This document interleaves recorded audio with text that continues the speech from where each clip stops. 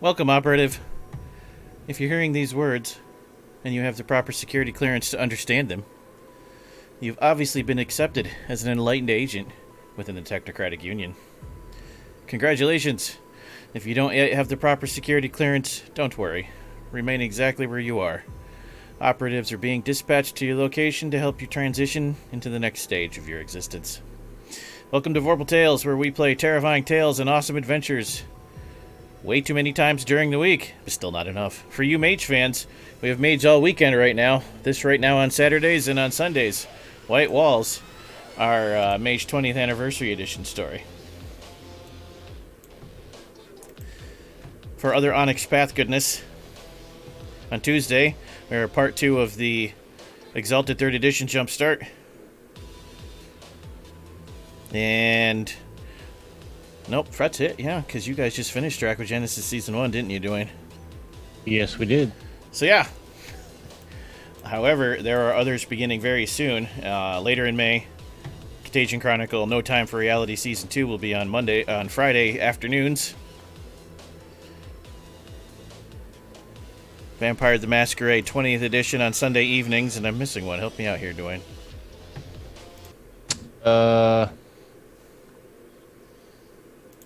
I think that's it for now. Oh, that was loud. Yeah.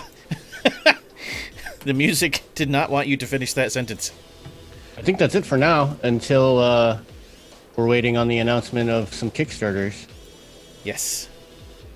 And then but definitely, once that's determined, then we will see more. But clearly, because the calendar is very full and the GMs cannot keep up with it all, you should check out VorpalTales.com, where you can see our full calendar for all the games we play that are both Onyx Path and not Onyx Path. You can also get recaps of missed episodes there, and check out everything about us, including social media links, bios about all the players and GMs, and links to our Patreon. Be sure to click follow on Twitch so you can get notified of shows, and if you check out YouTube, subscribe and hit the bell. Special thanks to Onyx Path Publishing and White Wolf for gifting us the World of Darkness and all the support they offer. Thank you to our partners Astral Tabletop for the virtual space we use for our games, and to Nate Mid, our custom Astral Tabletop character sheet wizard. Enlightened Agents, tell us who you are and who you're playing in this story. Good evening, everyone. I am Dwayne at Made of Kimchi on the Internet, and tonight I will be playing Tsaplina Denisovna. Hello, I am Kisama. You can find me on Twitter at TrueKisama. And tonight, I will be Special Agent Satori. Hey folks, I'm JT. You can find me online at Zensomancer. And tonight I am playing John Nedry, former U.S. intelligence operative and part-time double agent. Hello. My name is Zachary Aldrett, he, him. I am found on the interwebs at Zach Rules. And tonight I am going to be playing Agent Jacob Hardigan of the NWO, also he, him. And finally, I am the Tory, and I am the_touring all over the place on the internet. And tonight I am playing Armature 762, an Interaction X Cyborg. Excellent. Zach, if you would, please read the recap of last session's events. Mission update and emergency transmission filed by Agent Jacob Hardigan. Time unknown outside the Ghost Zone.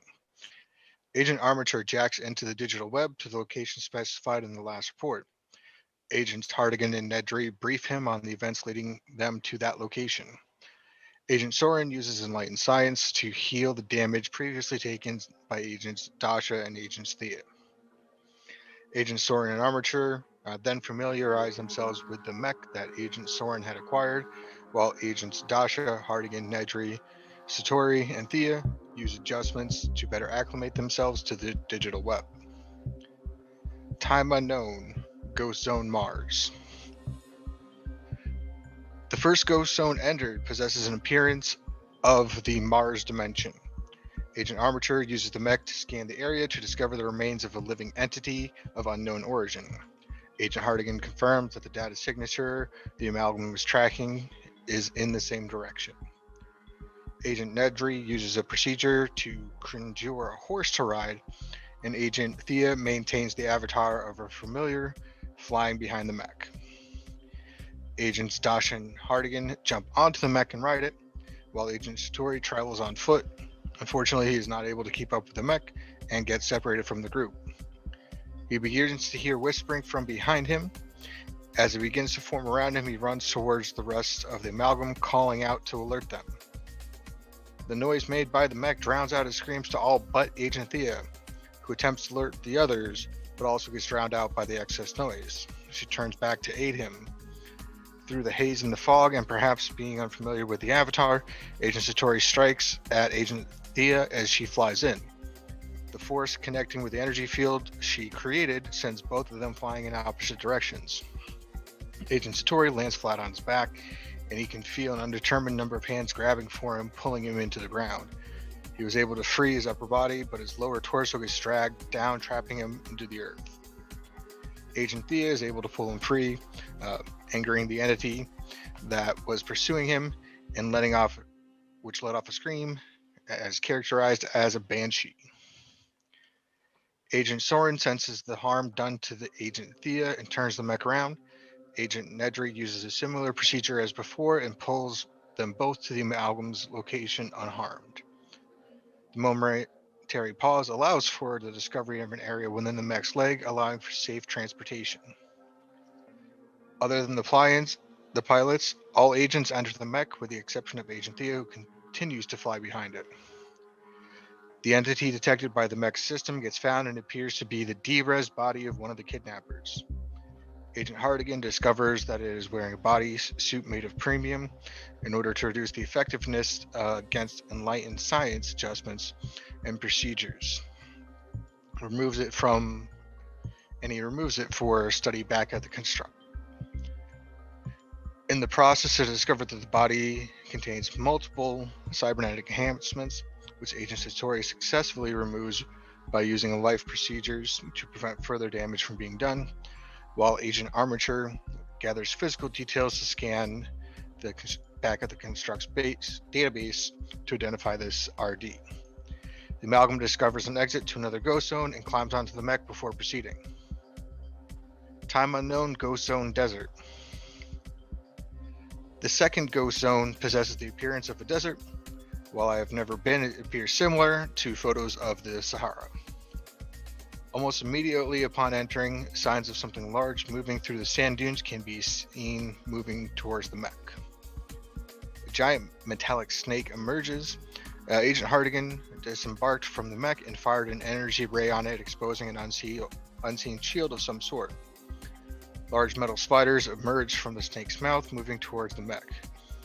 Agent Soren, using the mech weaponry, blasts at it, while Agent Armature generates an electrical shield around the mech. Agent Hardigan is able to identify a signal giving directions to the spiders and reverses the signal, sending some of them back against the snake. At this point, the snake dives into the sand, burrowing under before shooting out from underneath the mech, knocking it over. The spiders, which are still active, split between attacking the snake, the mech, and Agent Thea. Agent Satori exits the mech, attacking the snake. From inside the mech, Agent Dasha pulls up another shield. The mech's guns malfunctions, sending a pulse, knocking unconscious all agents outside of the mech with the exception of Agent Nedry. Agent Nedry is able to wake up Agent Hardigan, who in turn wakes up Agents Thea and Satori. Spiders, still under the control of the snake, continue to attack the amalgam. Agent Nedry is able to disable one that attacks him with an EMP, whilst Agent Satori overpowers another one. Agent Dasha is able to use a procedure to weaken the snake's metallic body, while Agent Hardigan uses an adjustment to turn even more spiders against the snake.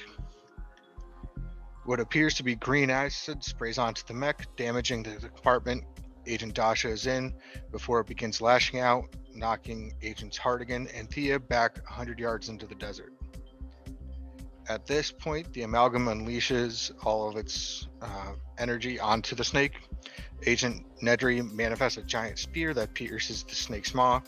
Agent Satori continues to use his martial arts training on it, while Agent Dasha, stripped of the aesthetic clothing, joins the fray, with Agent Thea flying in. Unable to get back to the fight, Agent Hardigan uses an adjustment to boost the powers of the amalgam. Agent Armature rights the mech, allowing Agent Soren to punch the snake. Agents Dasha, Nedry, and Satori continue to assault it, while Agent Thea transfers the heat from the mech to the snake, causing it to explode. Time unknown. Aftermath. In the aftermath of the explosion, it is discovered that Satori has derezzed. Using data procedures, Agent Nedry discovers that he is no longer in the digital web and is returned to the lab that they entered it through, crawling towards the exit.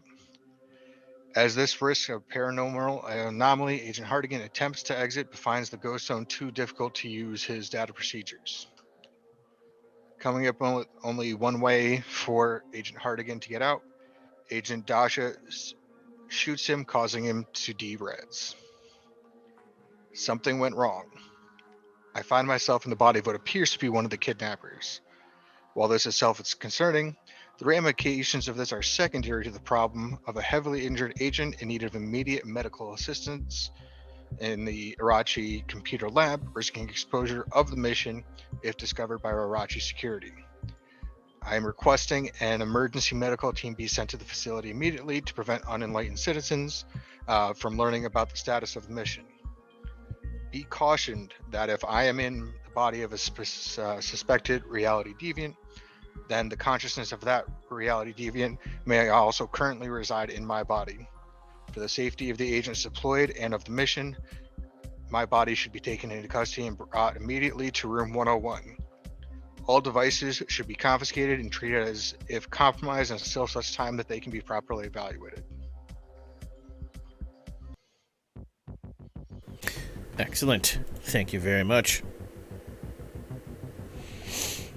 So, we return the scene to Dasha, Satori, Nedry, and Armature 762 when Hardigan tried to jack himself out of the virtual web to help Satori. Sorry, Satori, you're not in this scene, I forgot. To help Satori crawling towards the door, about to expose what's going on in the room to unenlightened personnel. You don't know what happened, but when he derez, it destabilized the entire construct around you. Everything whited out, and you all thought you were being derezed. But then slowly, digital bits started to come back in. Almost like blurry vision with pieces missing, as if you had too much dirt in your eye or something. Until everything resolves around you. The terrain has changed. There's big ripped out pits where there weren't before, and there's giant hillocks of the red dirt and sand around you that weren't there before. The data is being reconstructed in the wrong order, and only Dasha, Nedry, and Armature are left. Hardigan is gone. Soren is gone. Thea is gone.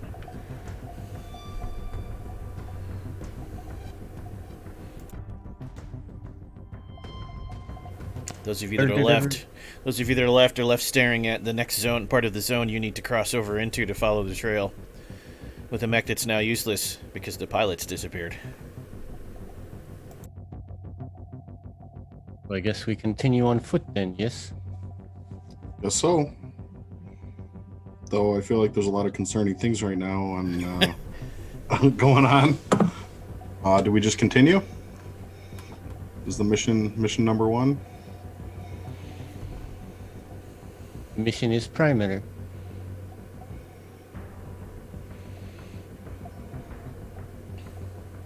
All right. What does this next zone look like? Or do we see that yet? You can see the nebulous fold in space that you would pass through to move into the next zone, but you can't see what's on the other side. Okay. It's just a distortion in the air, in the rough shape of an arc. Arch.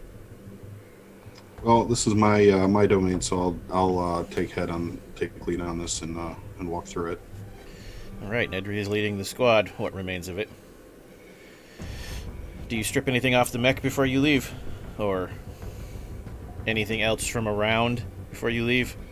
Yeah, I guess I should think that through first. What is available to be stripped off the mech? Like, there working weapons? Yeah, the personnel carrier in the foot has a weapons rack. It has 5 pulse rifles, 5 sidearms, 5 sets of combat armor. Not like power suits or anything, but a helmet, a chest piece, gloves, pants, and boots. So now and for the reloads audience, for the weapons. Also, utility belt that has stuff like knives and survival equipment in it. Gear up. Yeah, definitely gear up.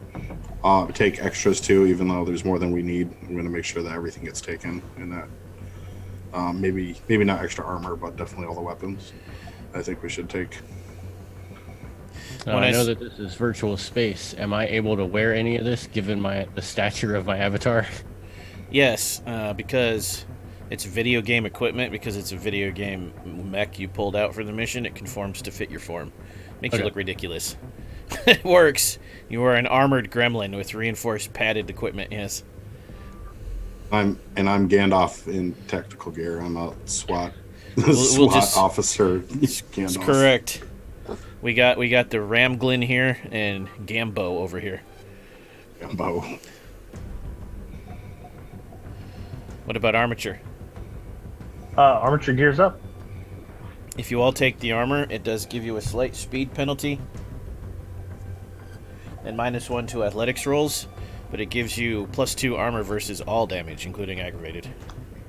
Definitely worth it. And when I say pulse rifle, I mean it is obviously a futuristic sci-fi looking weapon that fires a charged burst of energy like a pulse. It's not projectiles. The sidearms do fire projectiles.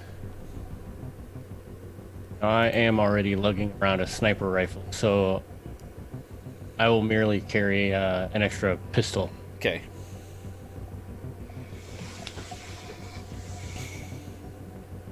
I'm gonna take at least one of the pulse rifles in hand, 2 of the sidearms, one like strapped to the ankle, one as a drop leg armor, and then I'll magically throw on one of the other pulse rifles on my back. So you move towards the distortion in space, and you step up to it, and it's like, even though you're just walking at normal speed, it's like you were falling straight down towards a trampoline and hit it with your belly. Like you bounce backwards, like that's what happened. And display pops up in your retinal reader and says access denied, firewalled. This is not a distortion deeper into the ghost zone like you thought it was. This is an exit into meat space. Cleverly disguised as going deeper into the ghost zone. This is where they exited the construct, the virtual web. All right, I'm going to relay that information and ask if are all 3 of us fully in? I don't recall. Okay. Yeah, those of you that remain are fully in. The ones that were not are jacked out now. Or missing. So if we exit here, we're gonna show up in meat space in our real bodies and everything. Or probably, or that's what's supposed to happen, whether or not hopefully not the story. You could change that. You, as the virtual adept with the amount of course data sphere you have, could physically appear there, teleportation style. But not the others. Just the 3 of you, correct? Oh, just the 3. Okay. For you, for your scientific logic, you actually take your physical bodies, turn them into data, move them as digital information across the internet, and reassemble them at the other end. Straight Star Trek teleporting. Yeah. It's paradoxical. You will take paradox for that, but you could do it. What do you think, folks? I think we should just do it. I don't know what's going on, but The longer we That's stay. if we can get past the firewall. Can you get us past the firewall? Do you need help? No. Oh, I don't need help. I got this. I got this. I think I got this. All right, what do I got to roll for that to get past it? You will actually need to do a procedure, but first we're going to start with computer plus hacking plus intelligence. Just don't forget about your 2 dots in hacking. Oh. So it's going to be a large pool. The difficulty will be 8.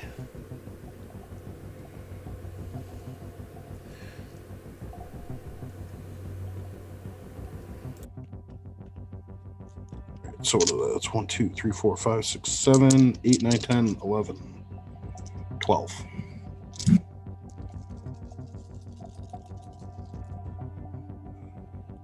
Difficulty 8. Correct.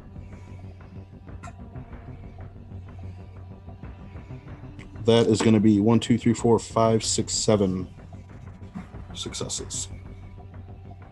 Because I got 2 10s.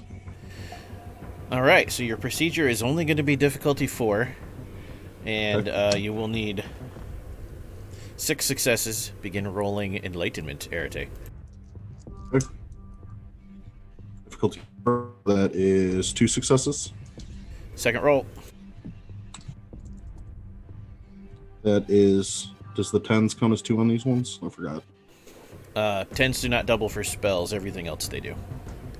Gotcha. 10s do override so 1s one- for spells, though. Okay. 1 more. That's 3 total. Okay. 5 total. Okay. 7 total. Okay. Is there anything the rest of you would like to do during the hour of digital time it takes him to transport your bodies as data? That was about to override the firewall and to complete the procedure. I was trying to think of something I could do to prep myself, because I don't want the same thing that happened when I got in to happen when I go out. Right. If you have a clever idea, I'm all for it. Same for you, Armature. So we don't necessarily know where this is going to drop us out, right? So, the extra successes he got on the hacking roll beyond what he needed to make the procedure easier do tell you that it is not Detroit. But not a lot of detail, no. It is some kind of facility outside of a city in a remote location at a high elevation. 13-ish 100 miles from Detroit. Okay. While he is doing that, I would like to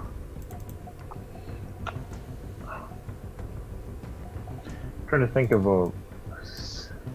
the plasma cannon on the mech is way too big for somebody to carry, right? Unless you could miniaturize it. Got matter? I do. Oh, how much matter? 2. What else you got for spheres? Forces 2, correspondence 1,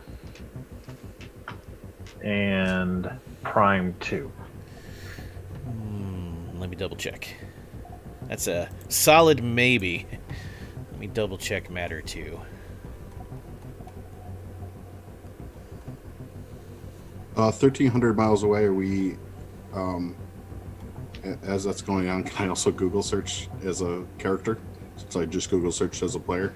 Or You're no? guessing it's in Colorado I'm guessing it's in Montana. or Montana. Yeah, Yeah. somewhere in the Rockies.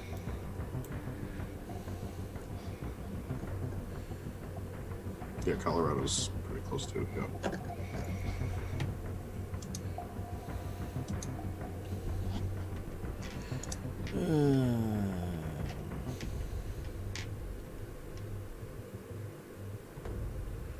Ah, there it is. Couldn't find the page number I needed. Let's see.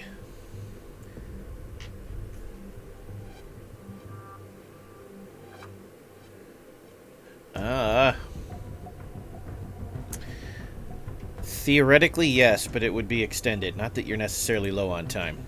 So because you can't fully transmute it at the dot level you're at, you can do basic transmutation at 2 dots. You can't alter form until 3 dots. However, you could get clever about it, and you could transmute it into a liquid and then reform it into a smaller solid. Like melt it down and reforge it. And with forces, you can make it so it doesn't burn you or melt your hands when you touch the liquid form. Okay. All right, so this will be interesting. Unless you want to spend... Wait, no. Do you have crafting Crafting. as the skill? So it would be a talent, actually, I think. No, it is a skill. I have crafts 2, technology 4, That's what I hyper need. science 4, cybernetics 4, science 4 with a spec in cybernetics. So go ahead and add your crafting dice to your technology dice to your intelligence against difficulty 8. Okay, so 11 dice.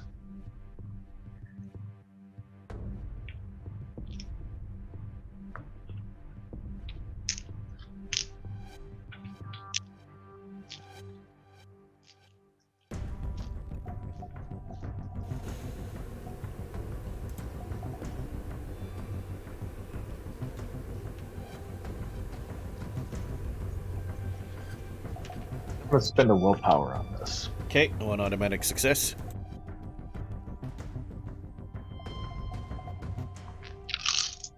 And if you do succeed, when we're all done with all the rolls, we want to hear some RP description of exactly what you do. So 3 plus the 1 is 4. Alright, so difficulty 5. You will need 8 successes. You can begin rolling your enlightenment. Okay.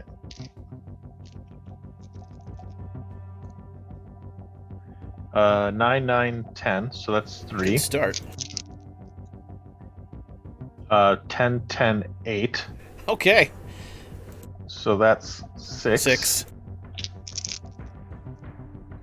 And then 5, 4, 3. So that's 7. Yep. And then 9, 7, 2. So I got it there. One more than you needed, and it actually took the same amount of time as Nedry, so that's convenient. So describe this for us. What do you do? Right. You could actually reforge it into multiple smaller ones with less of a punch too, if you wanted. Yeah, so actually what he's going to do is he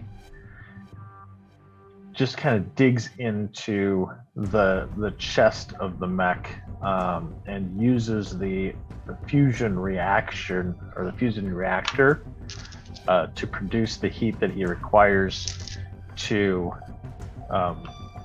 melt down some of the metal from the case of it, and takes some of that power and also redirects that into the plasma cannon, and actually uses that to create a containment field within which he can work with that metal to form the case that he is going to use. It's actually going to be something that attaches to his left arm, and then once he has that formed, he pulls that out and sets that to the side and allows it to cool while he disassembles the plasma cannon that he used to do that, and then reassembles it into that arm that he created, and then creates a backpack to carry the power supply that straps onto his back. Love it. When you fire it, we'll discover what it does together. Dasha, what about you? Well, when I jacked in, it's kind of two things. When I jacked in, it was a real big strain on my body because I had never done it before. So I assume that the same thing is going to happen when we come out the other side. You assume so. I got to find some way to protect my mind so that it doesn't fall out of my ass. What spheres do you have? Correspondence 2, entropy 3, mind 2, time 1. I'm actually going to need my handy dandy, thank you Nathan, spell card for this. How much mind? 2. This is going to be correspondence, mind, and entropy to make this do what you want. A combination of the exact right moment to pass through the rift, and then using correspondence and mind to anchor yourself to your own your own physicality. My own body. It'll be a little harder though because you don't have any life, but it's still doable. How much enlightenment do you have? 3. You gonna use willpower on this or save it in case you botch? I'll save it in case I botch.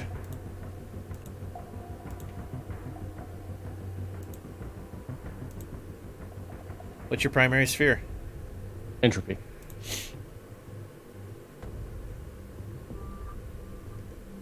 Primal energy? Yes, no? Quintessence. No. Okay. Already running low on that.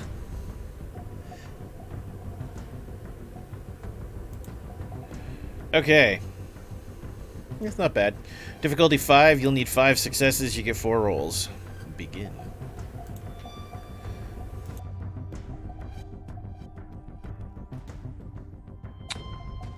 There's 1 success. Okay. And that's an additional 4, so 5 total Done. You needed on that. 2 rolls. Yeah. Is there anything else you want to do or just wait because you finished before them? So since I finished before and I know I kind of have the ability to anchor myself to my real body once it comes out the other side. You were sufficiently comforted by the algorithms you ran, yes. As Nedry's doing his thing, I'll ask if he needs help with masking our exit. I assume that someone is on the other side. Well, I assume that someone is on this terminal on the other side. Seems likely. Multiple ways to do that. Literal invisibility with forces, removal Which of I don't sound. Yeah. Removal of sound with forces. Distraction of consciousness with mind, but you need 3 dots. That won't work with 2. You can mask the presence of your own minds with 2 dots, but that doesn't help mask your physicality. I guess I mean more on a...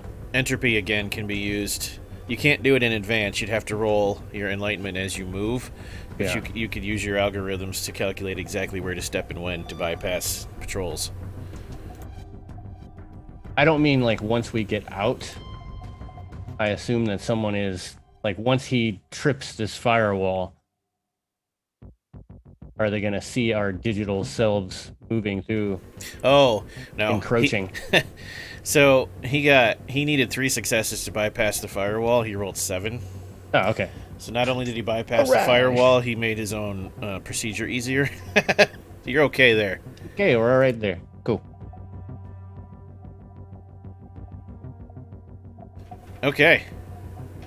As the 3 of you step into the distortion, let me move back to Satori. Please make appropriate groaning, moaning pain noises. Thank you. Now go ahead and roll stamina against difficulty 8. See if you can make it to the door. Oh. And remember, no. you're at full wound penalties unless somebody did a mind procedure on you to remove them. So that actually probably makes your dice pool ridiculous. 0. I'll let you roll a chance die. Oh, yeah. So that's just 1 die against the same difficulty? Accurate. Alright. That's 0. That's nothing. No successes. Nothing. Hmm.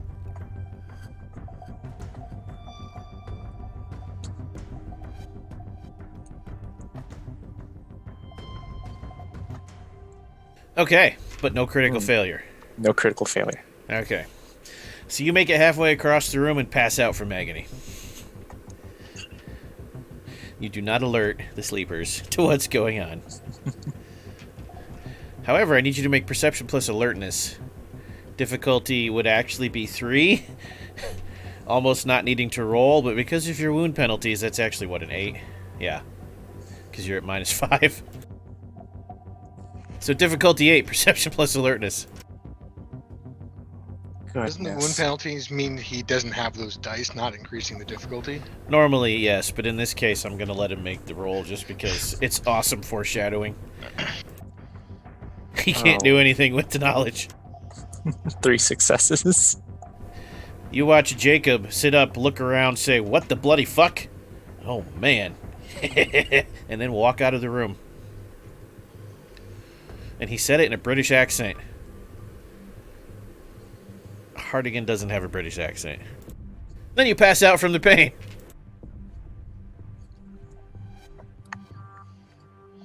Oh no. Agent Hardigan. You sit up, you realize what's going on. Door opens, some guy you've never seen walks in.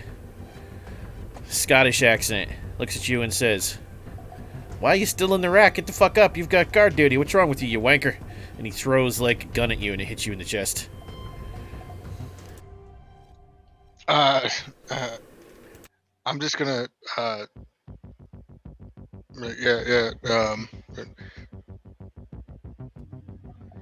just kind of pause, picking up and kind of, looking down. Am I dressed in a similar uniform as he is?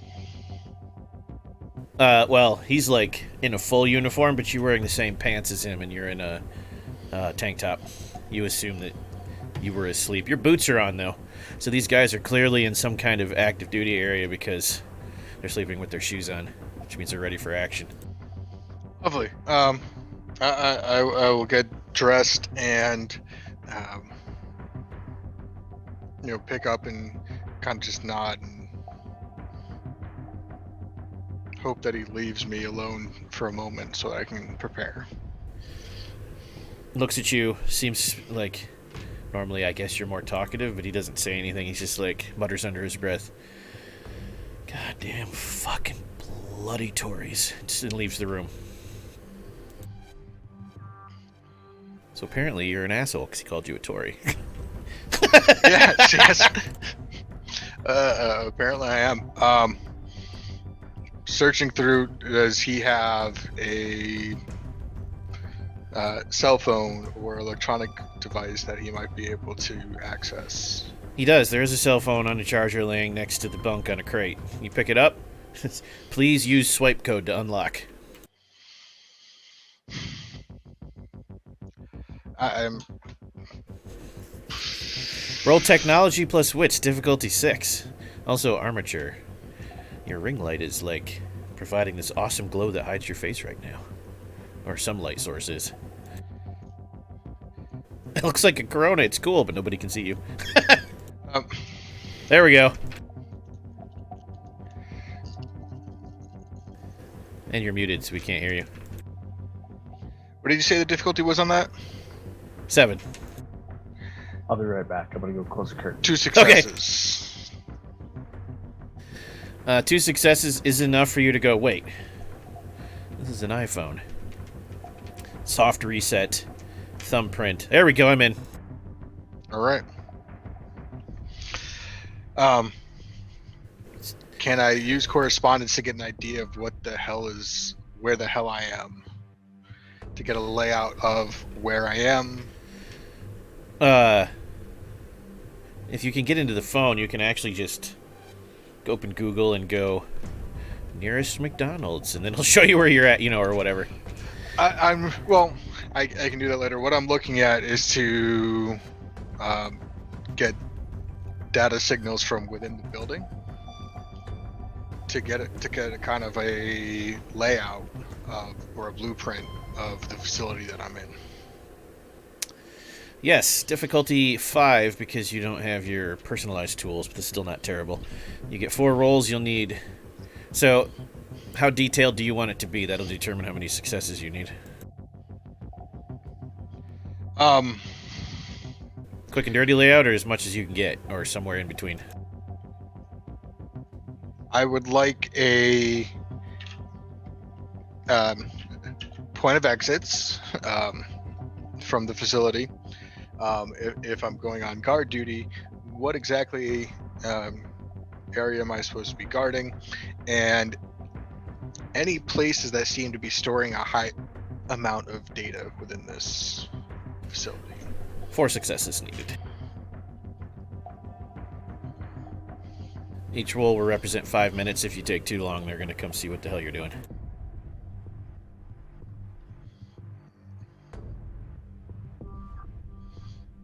Did I get logged out of Astral? I got logged out of Astral. Hold on. Okay. I'm using meat space dice while it loads back up then. For Okay. the first roll at least. What was the difficulty on that? 5. Tens don't explode and But they do kill once. I don't have any ones, but I did get 2 10s, a 7, and a 4 on the first roll. That's 3. You need 2 more. Sorry, 1 more. 1 more success.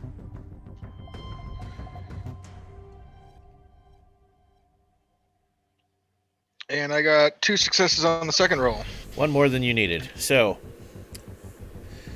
1 moment.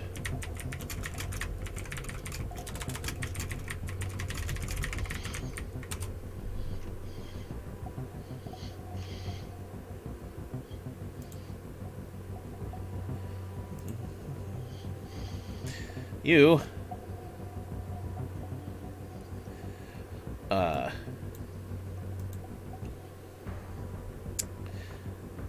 my browser closed on me. I had to reopen it. Sorry, 1 second. Are in Scottsbluff.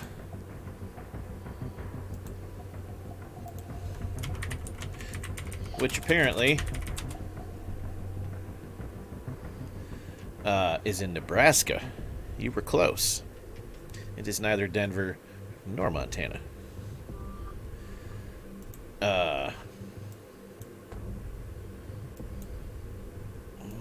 One more success than you needed. Let's see. It's actually pretty high up, but it's not Denver high up. Elevation is near 4,000 feet, so you are still in the Rockies, but you're not peaks or anything, you know what I mean?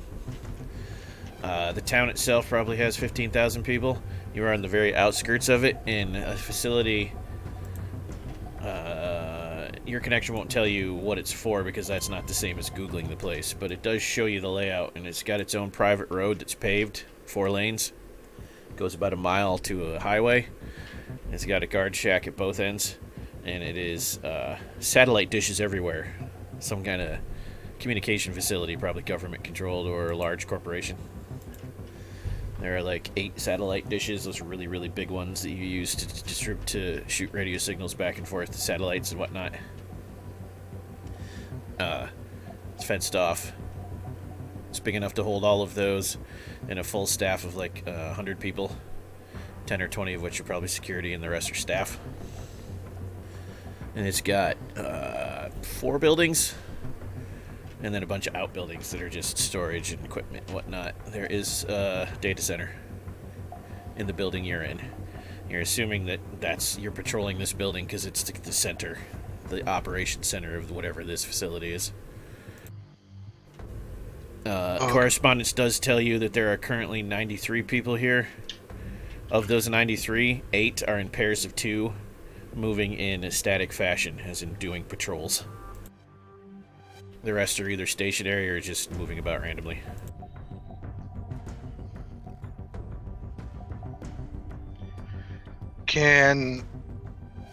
Before I go out and going on patrol, there's no one else in the room, right? There's no one else in this room, but you are underneath the facility, 2 levels underneath. You're in some kind of sub-level. And based on the layout, this is rack facilities. There's like a mess down here. Places to get cleaned up, a room for entertainment, a bunch of rooms for bunking. Okay. Equipment room. Did the suit that I pulled off the guy come out with me? No, because... Wait, you did do a procedure for that, didn't you? Yes. Okay. You actually find it jammed between the bunk and the wall where you were wound up at. And it's a like, is it a kind of a blatant armor suit, or is this like a second skin type of thing? In the real world, it translated into a second skin. However, it covers everything except the hands and fingers and the face. So it would be visible even under the uniform because it goes all the way up to your chin and all the way down to your wrists. But it would just look like you're wearing a weird turtleneck. Yeah, or like Under Armour or something. Right. It's Nebraska. It's maybe kind of cold. It is because your games are always in late October. Yep. So yeah, I'm gonna put that on and then put my uniform on so that I have that. I'm wearing that as if I have a sense of what my patrol is supposed to be, I'm gonna go out on the patrol and see kind of what I can pick up as far as more about where I am. Sure. What the like company, anything along those lines. But before I go out, I would like to try. I don't know if this is going to be possible at all. To use a mind procedure to see if this body has any residual knowledge, muscle memory that I can use to not give myself away as not being the proper owner of this body. 2 problems before then. Also, thanks for following, Blue Luna Cat. You stand up, and a wave of vertigo washes over you. Roll stamina, plus perception, difficulty 6. You're not acclimated to this body because the height is different. The center of gravity is different. You said Perception plus stamina. I know, that's weird. That's 2 attributes. Difficulty 6. do I still have the boost to perception that I had from the digital web? No. Or did I lose that coming out? Okay. You lost that coming out.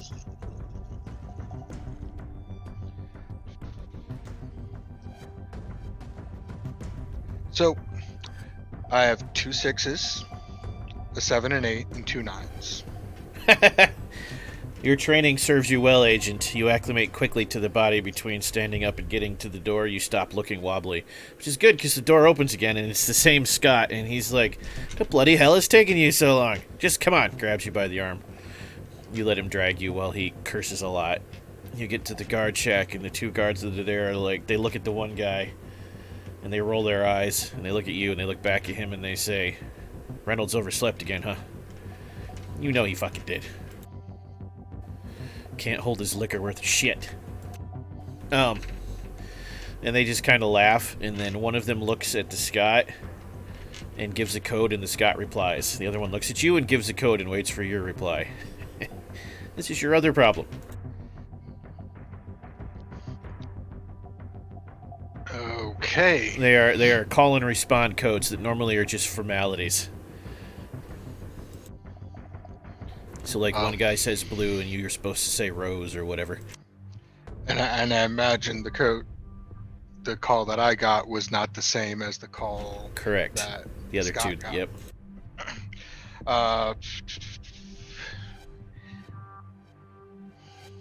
You could try. Also, the other interesting Could be thing the you same. know is the guy talking to you has a French accent and he just looks French to you, the way he carries himself, the way his hair is cut, and he's groomed his facial hair. The Scot looks like a Scot, just the way he carries himself and the way his hair is cut and his demeanor.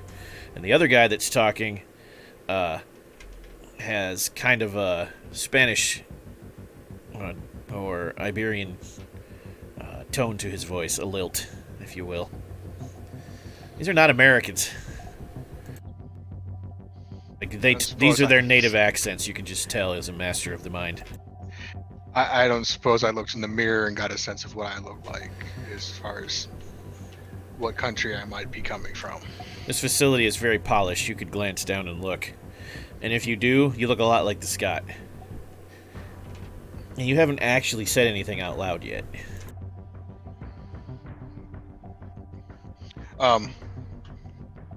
You look so much like the Scott, you could be brothers. I don't mean like a stereotype. I mean like you look like you're related.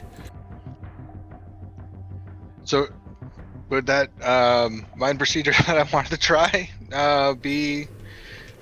You could, but you're only going to get one roll before they're like, "Why aren't you answering?" So yes, roll it against difficulty 6. You could lower that with primal energy. I am going to do that. You could also throw willpower at it. Yeah, I'll throw a willpower. Okay. Instead of so difficulty 5. Yeah. Instead of so still 6. Instead of primal, so still 6. And I'm hoping to search the mind, the physical mind of the body that I'm in, for enough information to bullshit my way through this call and response. 3 successes. Okay. This plays out a lot like the scene where Han tries to get past security in the Y-Wing, but it still works. That's an outdated reply, but I guess so. That's what the other guy says. You are Scottish. That is your brother. And you weren't kidding about looks a lot like. That's your twin brother. That's going to be a problem if you're here too long. He will figure it out, because twins. Lovely. And you do know you're not American, and you do know that you are here as a special operations group working for a mega corporation that doesn't care about borders. That is not Irachi. Is it a corporation that I know of? Perception plus alertness, difficulty 6. You said alertness. Standard C roll, perception plus alertness, yep. 2.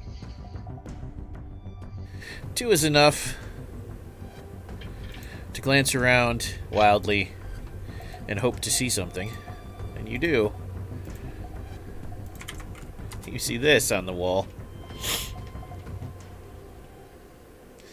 Pentex, building better worlds.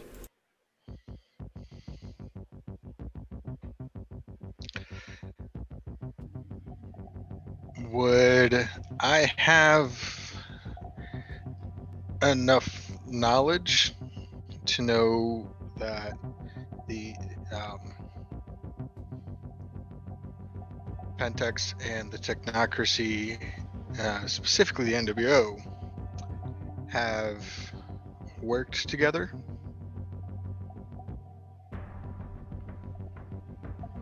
So, that would have been wiped from you when you were reset. Go ahead and roll. Okay, I'm going to need a few things if you're going to actually try to specifically think about that. First, I'm going to need stamina. What would you use for the skill? Plus empathy, difficulty 6.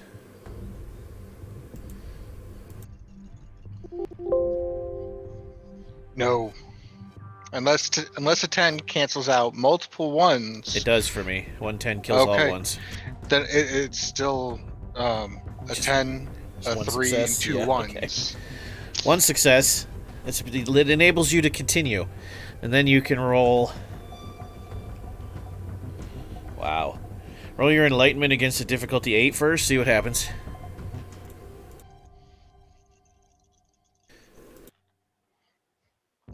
Two 10s, a 3, and a 5. 2 10s, a 3, and a 5. Okay. And then roll your willpower against difficulty 7. Current or total? Current.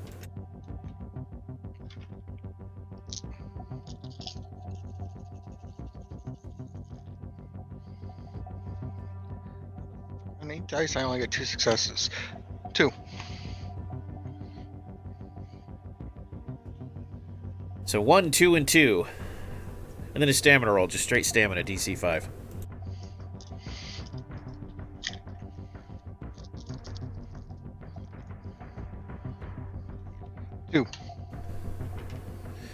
Your twin looks at you funny and tosses you a box of Kleenex and says, You really gotta slow down on the drinking, bro.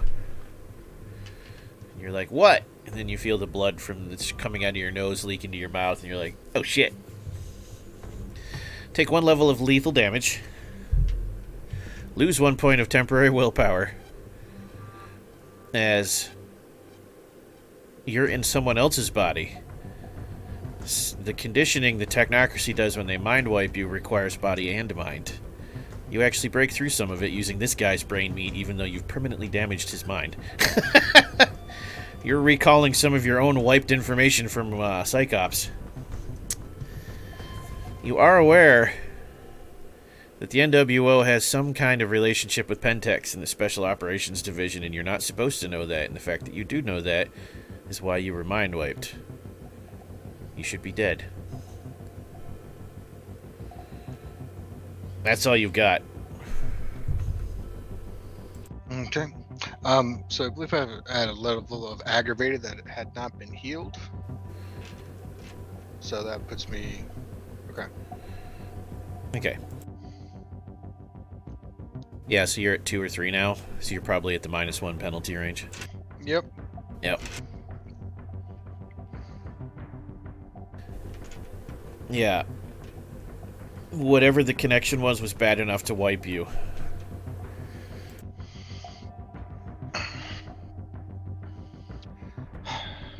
Lovely. Okay. I'm gonna try to play along, mumble about fucking curse of the Scotch. gave someone slipped me some of that damn Irish whiskey. You say something appropriate to the twin and he dismisses you. He assumes all of this is a hangover.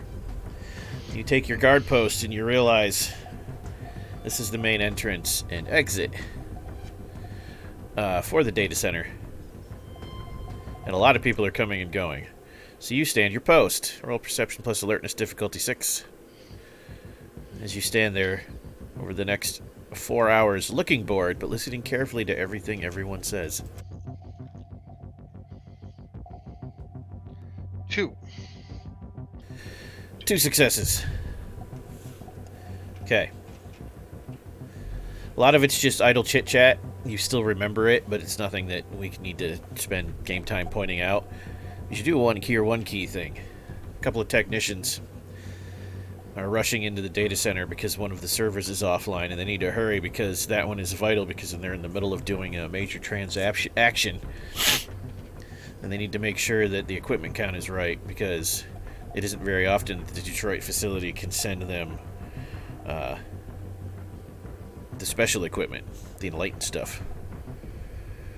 And so you do a quick look when you run their badges through the system that you're guarding. And it does in fact say that the server they're working on is specifically connected to your construct, from which they are apparently making a transaction of information in exchange for enlightened equipment.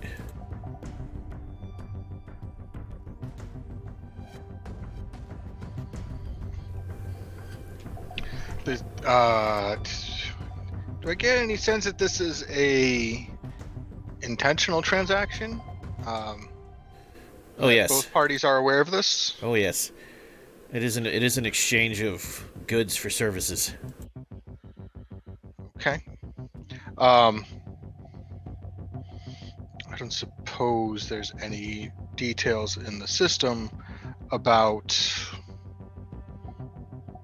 the reason that we came here, that I might be able to sneak a look at. So, what actually happens is, over the course of those 4 hours, you're trying to figure that out. And you're trying to figure out how to get more information. But before you have a chance to, 2 things happen almost simultaneously. One, you see someone walk by. Lots of people walking by, so you're like, yeah, whatever. And then you double take when you realize that's one of the engineers that's missing. Looking calm, collected, typing on a tablet, talking to a coworker. Clean, not disheveled. Looks like they want to be here. And then, just as you're about to react to that, the alarms go off. Back to the three of you. Perhaps just set off the alarms by showing up in the middle of a data center. Close, but no. Oh. The alarms got set off because Agent Hardigan phoned in and said, "You've probably got an imposter in my body, you guys." You guys exit, the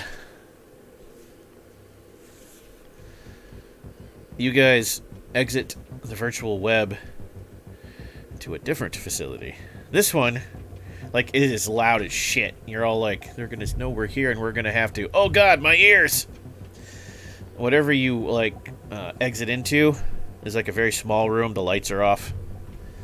You feel around till you find the light switch and you flick it on, and it's obviously supposed to be a storage room. But there's a very high-tech piece of Technocracy equipment sitting there that is allowing the rift to remain open in that part of the virtual web. Also, you're all disoriented and nauseous because your bodies got teleported and digitized. However, the noise is overwhelming and it's not coming from this room, so you crack the door open and you look out, and it looks like an airplane hangar. That's how big it is. However, there's no windows. It's completely artificially lit. There are no windows to the outside whatsoever. And it smells earthy in here, like it would smell if you were underground. And these aren't airplanes in the hangar. These are virtual, not virtual, these are Void Engineer low-orbit escape ships. Or orbital exit craft. Okay. Can I check my GPS on my phone to see where we are? Underneath the Denver airport. Within the property owned by the Denver airport. Underneath of it and a little bit off to the side. Conspiracy theorists of the internet rejoice. Run. Get the fuck out of there. I'm missing some pop culture reference. Yes. Really? Lucifer. Yes. Oh.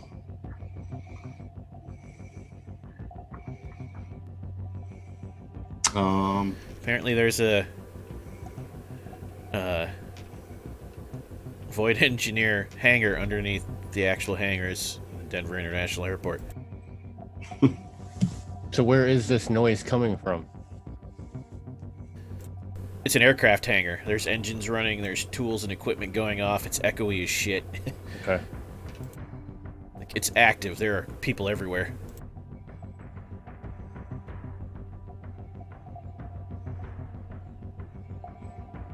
Or any of the people look like security, or like what are they wearing, or do we You look see- like we could belong? You do see some security moving around. Not a lot, though. Maybe half a dozen of them across the entire hangar, and this hangar is big enough to hold 4 787s, so it's huge. The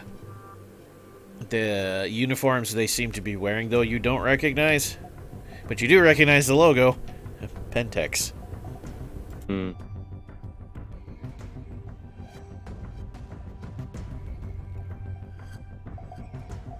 And since you took the time to sit and wait that out, because that's like 10 minutes of watching, right? Such a big area. At some point, you also see a few people walk back and forth that you recognize from that other construct in Detroit. Not yours, but the other one. And at least one person wearing an Arachi jacket.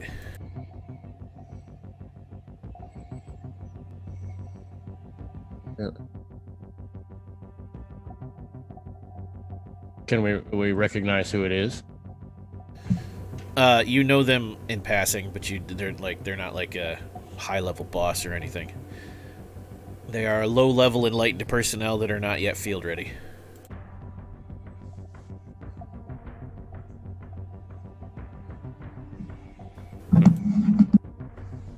I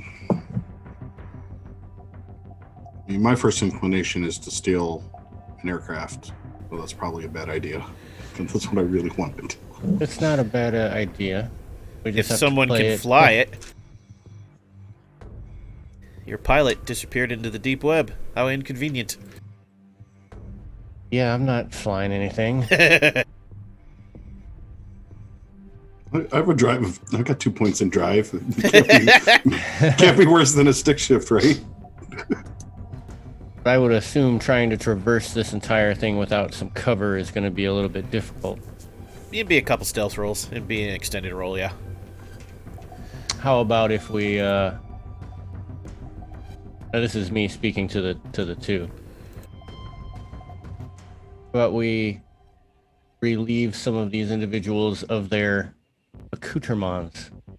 Well, I mean, these people are wearing Hirachi uniforms. Some Pentex, some Irachi, some your own uniforms. Oh, okay. So this makes no sense to you because these three organizations should not be working together. Yeah. Now, none of you have the nosebleed recall that, even if you did know pre-wipe, it might only be Hardigan, that Pentex works closely with the NWO, but you all do know that Pentex, as a rule, is on the hit list of the Technocracy because they are known to harbor really weird, gross, Cthulhu-like reality deviants. Yeah. And also super ultra-violent shifting creatures.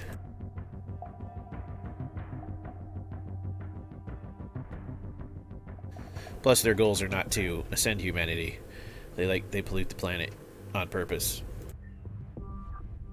Nedry's just gonna be like, look guys, I did that whole internet thing. I feel like someone else needs to this is someone else's skill set now.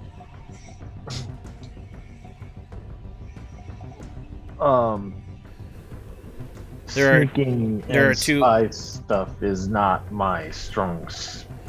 You see 2 personnel elevators and 2 cargo freight elevators. Those are the exits. Only way out is up.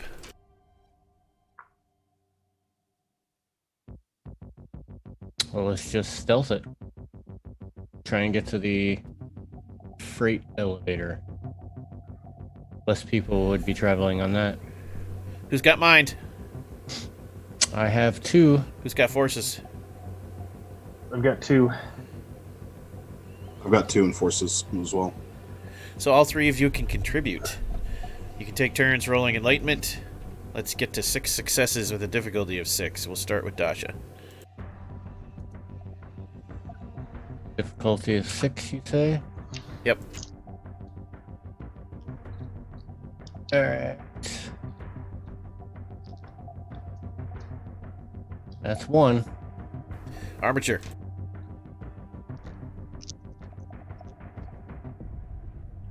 Uh, 741. 0. Nedry. That's 3. Dasha.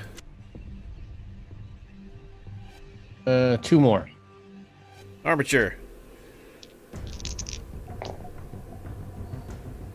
563. So those are 6. 1 more than you needed. Okay. You can all roll stealth at +2 dice against difficulty 5 plus dex. So dex plus stealth +2, difficulty 5. Begin with Dasha again. Ooh, ha ha ha ha. +2. I'll also let you substitute wits if it's better than dex by using cover.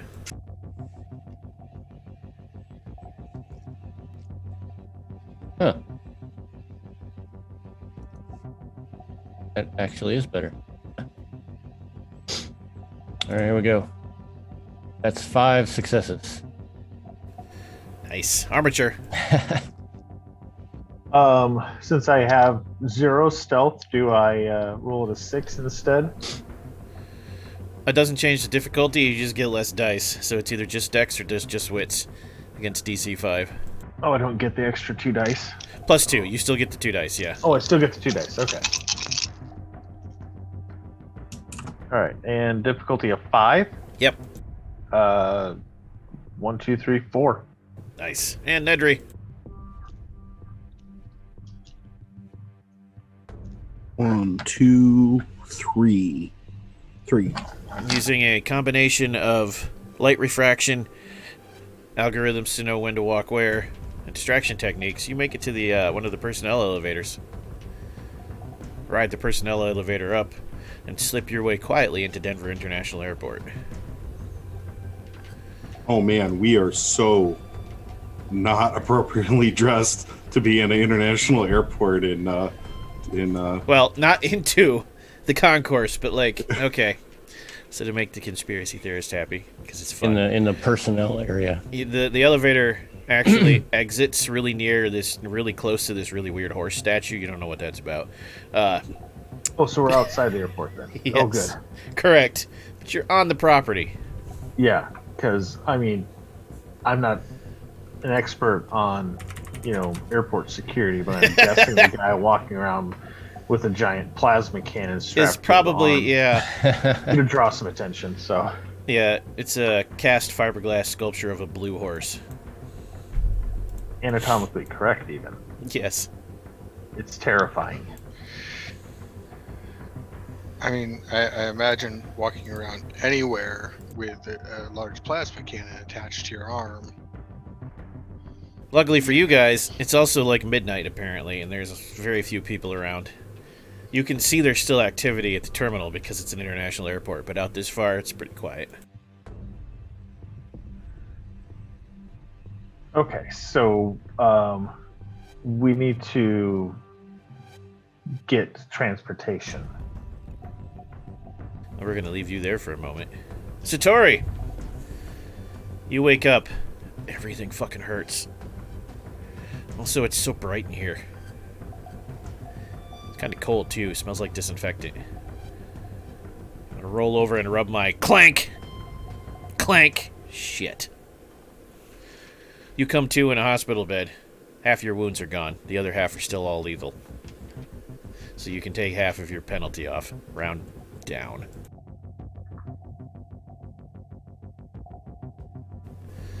You feel better, though, but you are shackled to the hospital bed. Very high-tech hospital room.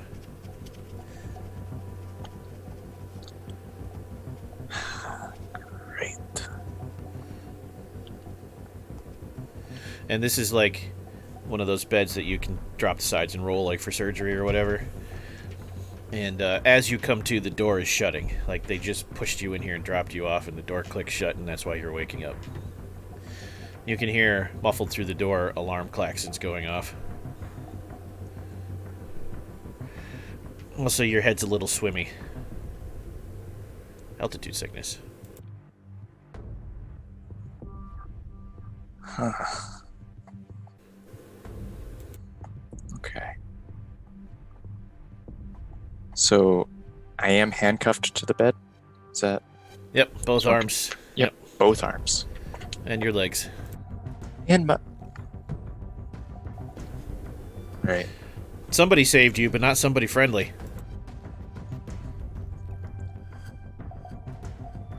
I'm so tempted to ask if I can roll to break these handcuffs. But I doubt that's even possible. No, but you could roll to break your thumbs. That's what I was about to say. I like the way you think. Here we go. Yeah, breaking my own thumbs. Stamina. Thumbs to punch. Stamina plus brawl, difficulty 5. This feels like a Dr. Knackles move. Yes. Difficulty 5. That's 1 success. You get your left hand free for 1 more point of lethal damage. You're trying to dislodge it. You straight up broke it. But your left hand is free, which allows you to undo the right hand because these are snap and release, not key lock. Oh,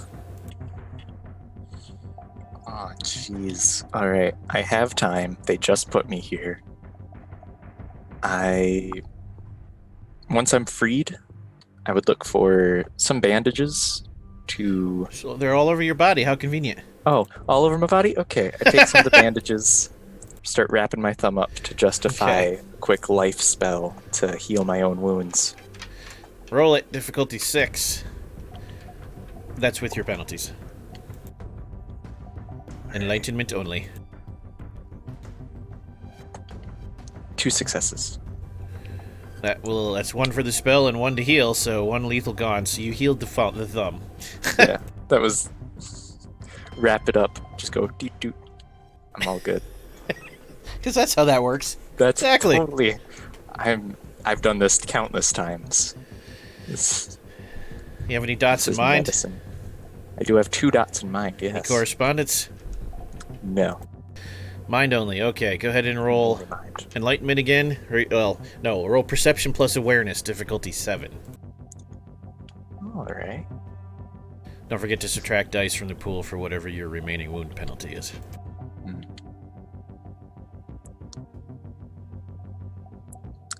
So perception and awareness, you say? Yep. Cool. 0 successes. You sense Hardigan's mind is here somewhere. But there's something weird about it, and you have no idea where it is because you failed that spell.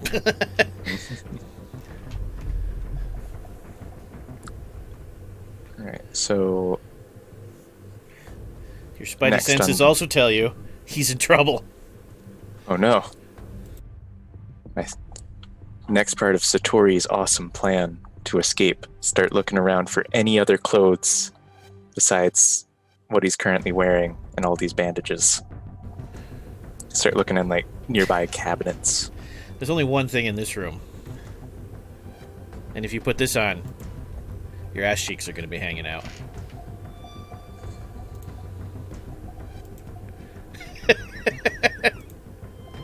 Business in the front, party in the back.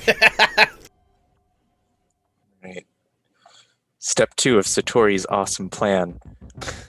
Put it on, do a lot of spin kicks, they'll be distracted.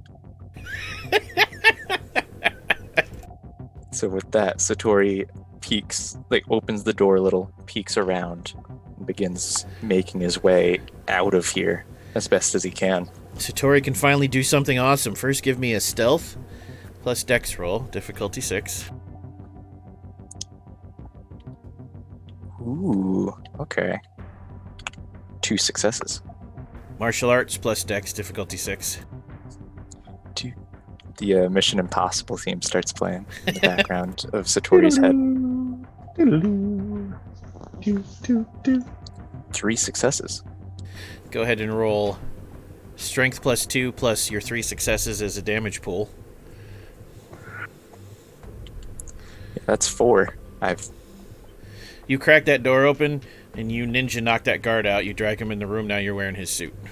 There we go. Thank you. And you're like, wait, why wasn't the door locked? These guys suck.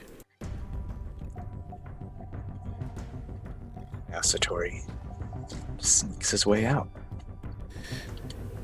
Your radio crackles to life.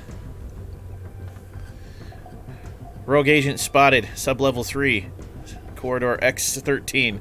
All units converge. Lethal force authorized.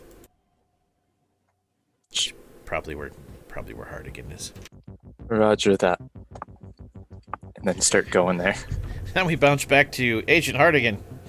Yeah, that alarm went off, and you immediately deduced.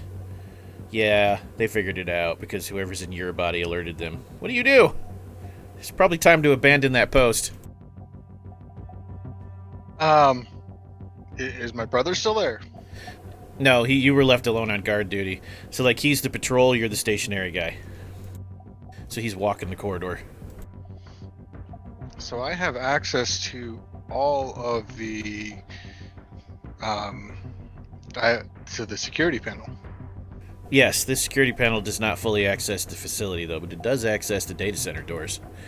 You could also turn on the data center fire suppression system and murder everyone inside.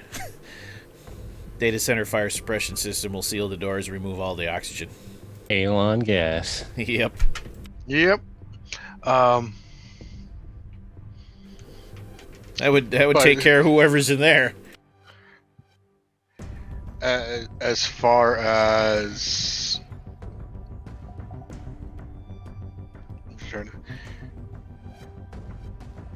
but as far as where I physically am located, are there like controls over the shutting down, like key readers for the doors to open? Yes, it is key readers.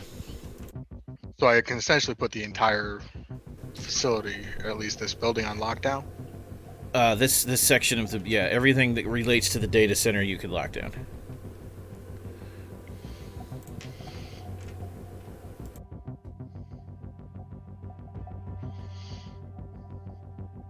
Yeah, I'm gonna try to do that.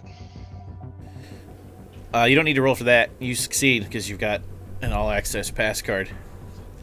As soon as you do that, though, you know they know where you're at. Now what? You should probably move because whoever's still on this floor is coming. To provide a lovely distraction, I am going to trip the data center Fire suppression fire system? suppression system as I get the fuck out. We call those acceptable collateral. Exactly. I have no idea that there's any. That's correct. You had no idea there were 8 technicians in there. I had no idea there were 8 technicians there. I don't know. I believe they're Pentex employees and not Technocracy employees. So, and if the person who had taken the, I'm gonna try to grab any information that I can on my that I've gathered over the 4 hours or hours that I was sitting there. And he said it was right by the front door, so just right. What will happen is there will be a slight time jump where you play cat and mouse for 10 minutes with the guards that can still get to where you're at before you finally accidentally turn into a dead end because now they're locking down other parts of the facility to trap you. And like there's a sealed door behind you, a couple offices to the left and right, and them coming for you down the corridor. And you're like, all right, this is where I make my stand, when a hand grabs your shoulder and yanks you into one of those side rooms. And you look at Satori, and Satori looks at you, and that's where we take our 10-minute break. Duh. We'll be back in 10 minutes, audience. Don't go anywhere.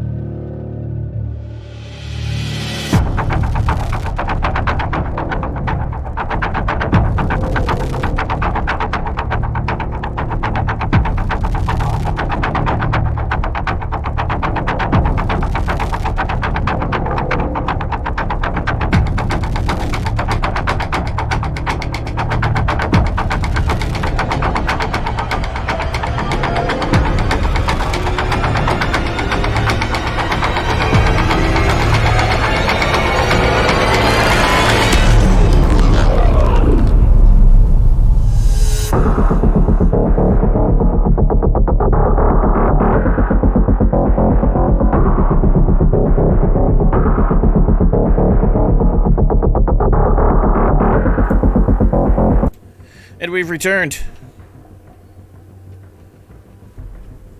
So, Hardigan and Satori, you're both in. So Satori, you actually got here because you are a lithe, very much in shape fellow. You got here through the ducts. This is actually just an office cubicle room. It won't take long for them to breach and figure out you're here. Do the two of you do? Are there windows? No. Ducts only. Because data center's on an underground level. So I have a general idea of how to get out of here, though, from my earlier. All right. I will. So look, I found a way out. We got to go quick. Something set off the alarm. I'm not sure what the fuck's going on. We're in a Pentex facility. I don't know how I got here, how you got here. Can we get you good to go?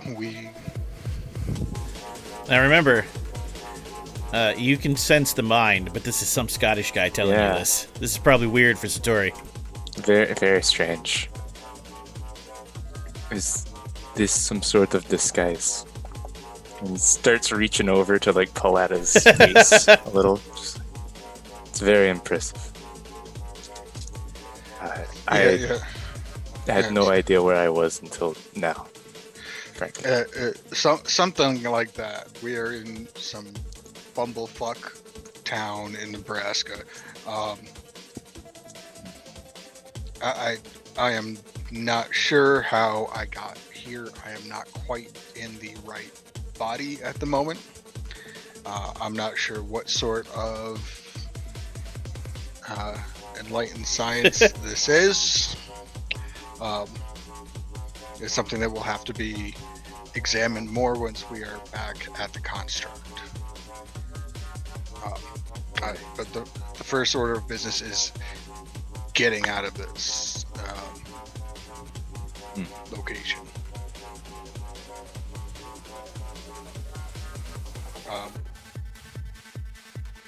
So, Agent missing Hardigan's in engineers. uniform right now?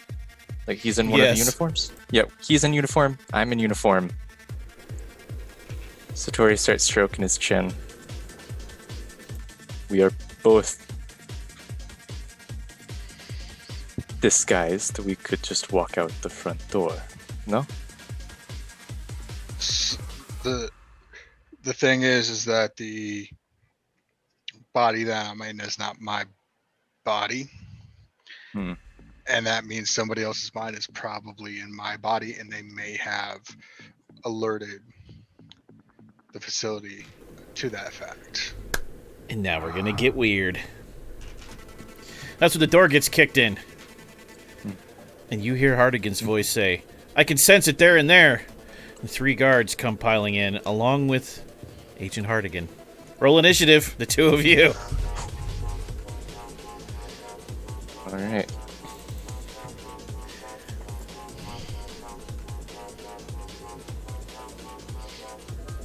That is Dex plus Wits. That's a single D10. Yep. Correct. Ooh, that's not good. Oh no. Okay. That's not good to hear. 10 is my total. 15 is mine. They're all gonna go on 1 turn. All right. You're first, Satori. Alright, Satori's first. Are there any other doors in this room? Nope. Nope. Just the ducts Okay. you came in through. I would like to grab the body that houses the mind of Agent Hardigan. That's the one next to you, yes. Yeah, the one next to me, yes. Grab him. Practically throw him towards the vent. Okay. Go that way. Go, okay. Go! Would you like to do anything else besides urge him that way? Go towards the vent. That is my plan. Okay. Get armed. I don't think I am. Maybe I have a gun, but it's not a good fight. Well, that's not a good roll for you guys. I'm gonna need Satori to roll athletics plus dodge. Difficulty 6. Lovely. They're about to tase you, bro. Bro. Wait, where is dodge? Or athletics. Okay. Oh no. Okay. Difficulty 6. Yep. Oh boy. Okay, that's 1 success. Stamina. Plus add 2 dice for the guard uniform. Difficulty 5.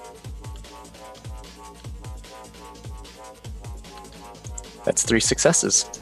How many health levels did you have left? I'm currently injured. Okay. Because they rolled real good. That tase bolt hits you right in the throat. However, with 3 successes, you only take 1 more level of bashing damage. However, if they hit you again, that'll probably knock you out. Because if you fill with bashing from that, it tases you and you're unconscious. Was there like a cable attached? No, it's... Or was it Yeah, it's a little projectile? round disc, yep. Okay. Alright, Hardigan. Athletics plus Dex, difficulty 6, minus 1 dice, because you're splitting pool. Because there's 2 coming at you.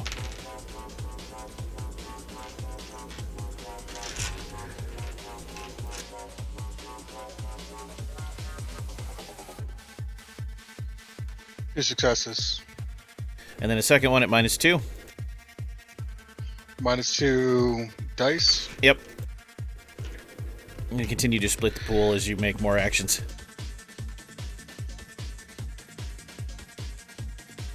One success.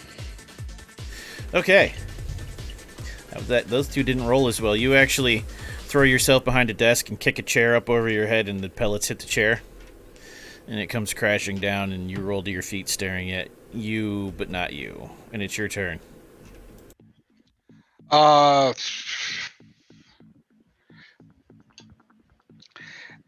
would like to using a punch as using combat as a device.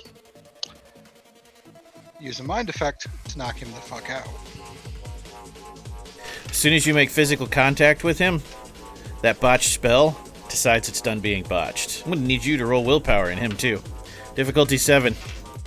Current willpower.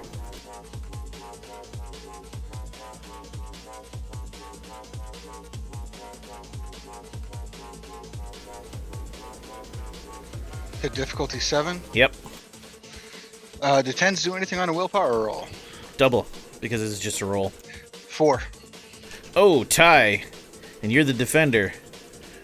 So you win. You don't knock him out, but you get your body back. You're both at -2 dice now because you just immediately switched places, and that's very disorienting. The sensation was very unpleasant, too. So since the lethal damage that I took was within his body, do I still have that lethal damage, or does his body have the lethal damage? Any damage you took since you entered this facility, he has. Okay. Which means that's the So- turn because you hit him, and then the procedure failed because of the mind snap. But you got your body back.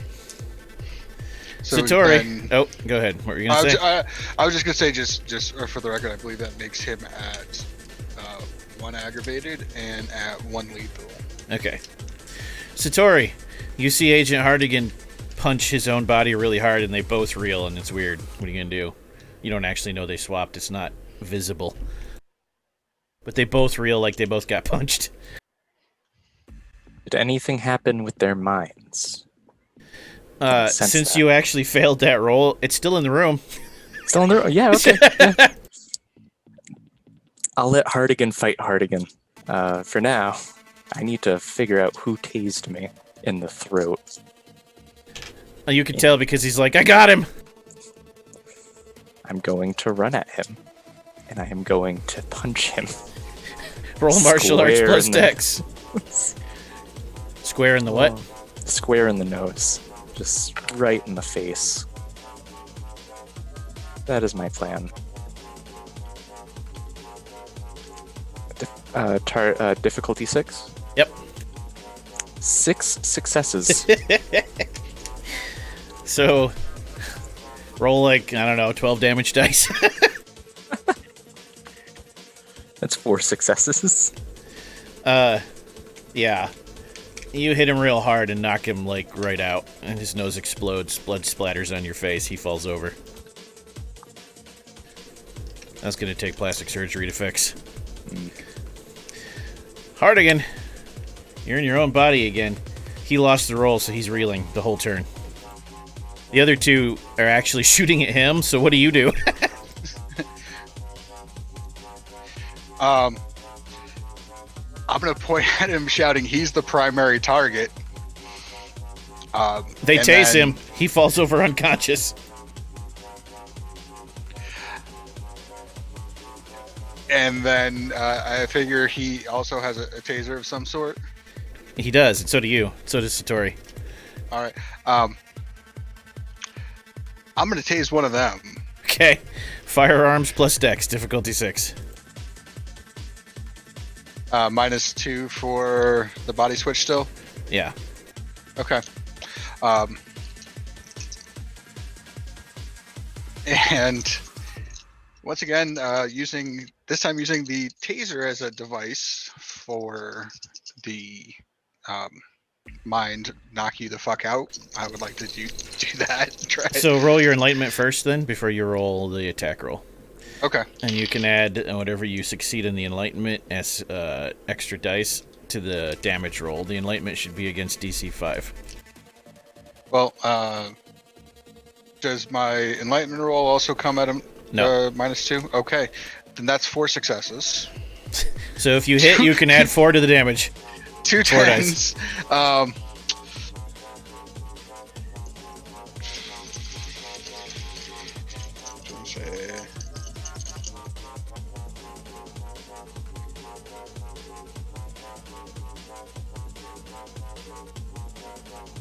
He's out. Okay. 3 6s, an 8, and a 10. Right, so yeah, roll 11 damage dice against difficulty 6.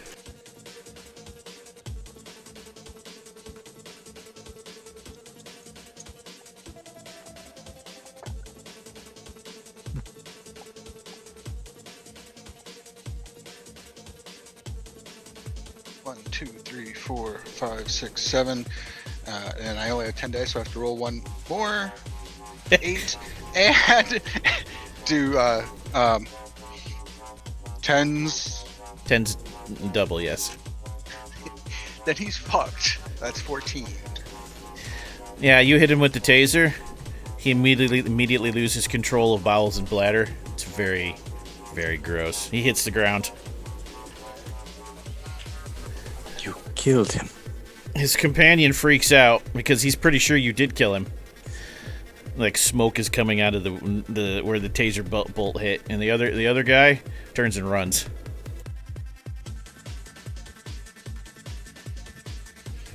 He nopes out. New round? Or Yeah, it's just the two of you. Because they tased you, and Satori knocked out the other guy. You tased 2, 3 ran. You are alone in the room. There will be more soon, but currently you're alone in the room. it is 3.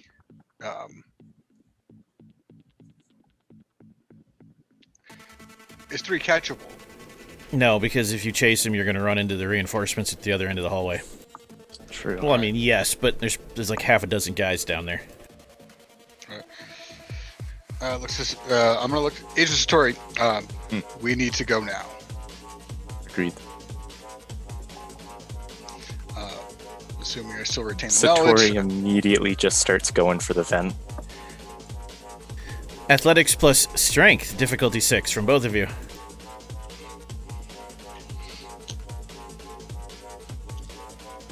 And my penalties are gone. Yes. New scene. It's 5 successes. Also, I'm going to be nice and say you pulled that body armor off you and put it on you.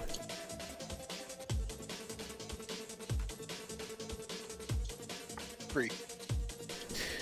And then stealth plus dex, difficulty 6 also.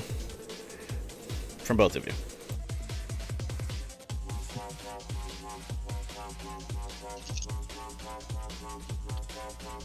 Three successes. 4. Hold on, I need this. You both successfully escaped the facility. And several very long Uber and bus rides later, you catch up, and you are now a reunited amalgam. We'll do a time jump and say it's been 2 days. You've been debriefed. We gotta stop there. And I want to know during the debrief, which is done using procedures. They'll put you in identical rooms, all by yourselves, and somebody watches all of you, and they ask you all the same questions at the same moments. And they see how you answer, and they read your reactions with procedures, and they try to tell if you're lying with procedures. They actually enhance your own memory to help you recall better with procedures. So, before you get there as a group, you would have decided your plan. Decide what that is. And if it is not complete truth, tell me so we can work that out.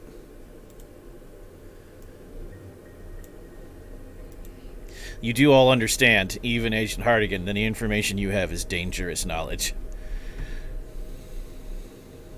Not just because that shouldn't happen, but also because, Hardigan, you know you got mind wipe for knowing this last time.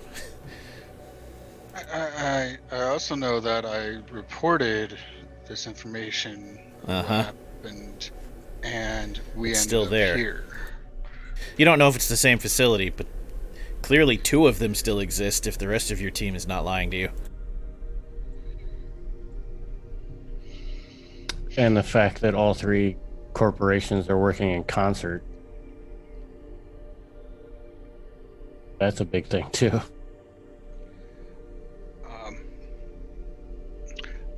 So if the entire amalgam is back together, I'm going to relay the information that the missing engineers are at the Pentex facility. It is Apparently by choice, at least one of them. It is a secure facility, and that our mission was to find the location. That infiltrating a Pentex facility is probably something above our pay grade, and that this is probably something that negotiation between the 2 corporations to get to the bottom of this is going to be more effective way of resolving this mission than having us go in to extract them.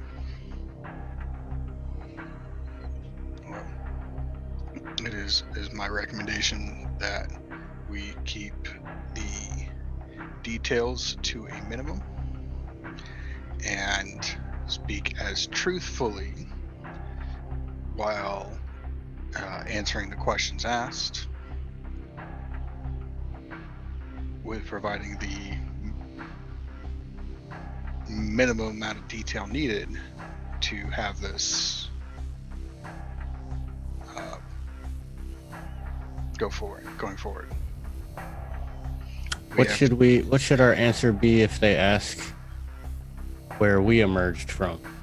And by we, I mean myself, Nedry, and Armature.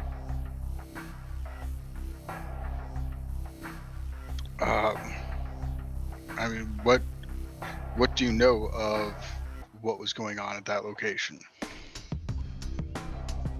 Other than the fact that we were under the Denver International Airport and there were 3 different corporations working in tandem, it seems. Well, we know that Orachi is a corporation that is connected to the Technocracy. Correct. I imagine there are other organizations that we are not aware of, as it is not needed in our mission briefing, that are connected. That would be a question that is better answered by the Denver construct as to why the three organizations are working together in that manner. I guess the better question should be, or the better answer should be, should we let them know that we know? So Tyler, I'm the only one that has that connection. To why you were mind wiped? Yes. Yep, and that. Okay. All they know is that the Technocracy is working hand in hand with Pentex and Orachi in a secret facility under the Denver International Airport that somehow involves space travel. So the UFO conspiracy is apparently the correct one for Lucifer. Yeah, So- and there were void deviants there, so. So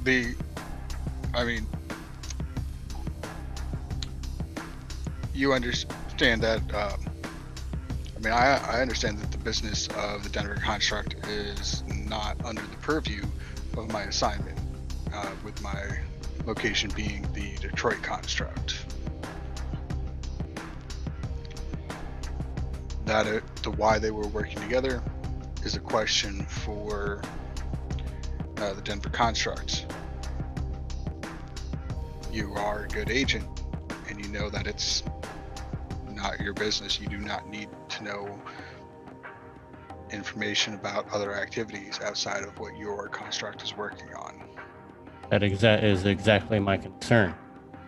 Do we know the location of the Denver construct? Because if it's not... the known Denver construct, yes, it's in the downtown district. Okay, so then they should, if they don't already know that there is something underneath of Denver International Airport, we should notify them. No? I mean, by letting the agent who is debriefing you know that you were underneath the Denver airport and saw the workings of a multi-organizational operation, that is not our call to make to inform the Denver construct of that activity. Well, yeah, That that's is- what I'm saying is we should tell our debriefers that. So. Yes, the debriefer, let the debriefers know that you were underneath the Denver airport with information of what you saw. As long as we're all clear on that. Anything outside of My main concern is if we tell them, I will receive a bullet to my brain. you let's be real here. You have not done anything that you were told that went against your mission statement. Right, but I may have seen something I wasn't supposed to see. We know that we were mind wiped for some reason, though, right? And could probably expect that if we saw something we weren't supposed to, it's more likely we'd get mind wiped than shot. Even if you didn't connect it to your previous mind wipe, it is standard technocratic procedure to mind wipe you or recondition you if you learn things you shouldn't know. They're not. You're gonna- Killing of enlightened personnel is highly frowned on because you're so rare. The Technocracy has put too much effort into building you to what you are today to Correct. just put a bullet into your head. Especially you, because you're a double agent, Nedry. There may be some conditioning. You may spend some time in room 101. We've all been there before.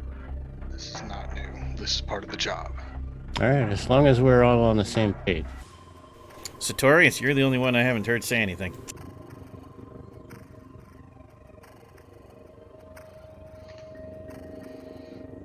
Just trying to think. Now remember, this is what you're telling them. It doesn't mean that's what you're going to say to me when we move to the interrogation scene. I think up until this point, half of the things that they've been talking about, Satori didn't even know. Probably So true. this whole conversation, like halfway through, Satori's just You weren't in the Denver Slowly. construct. You didn't see anything Jacob did, yeah. Mm. All you know is these bad guys saved your life for some reason. probably going to hold me for ransom. Or torture you for information, maybe. That too, but they didn't torture me. So, Correct. They didn't torture you yet. yet. Hmm.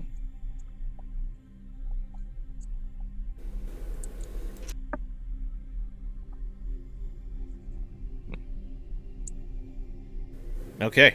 Yeah, I think we got everything clear, hopefully.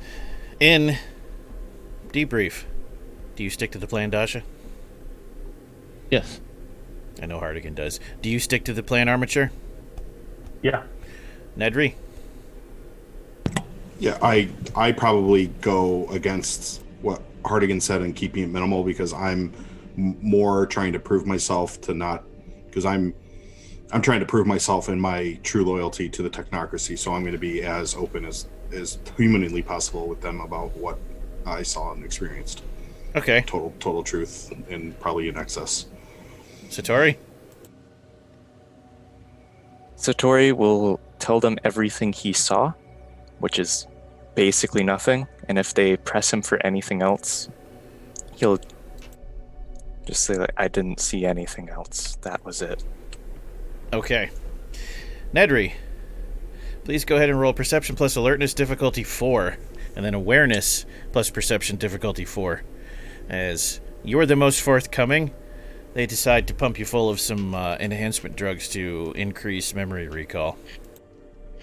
Wait, can you say that again? Sorry, I'm looking at my machine now. Alertness plus Awareness and Alertness plus Perception, 2 rolls, both DC 4. Alertness plus... Oh, two abilities.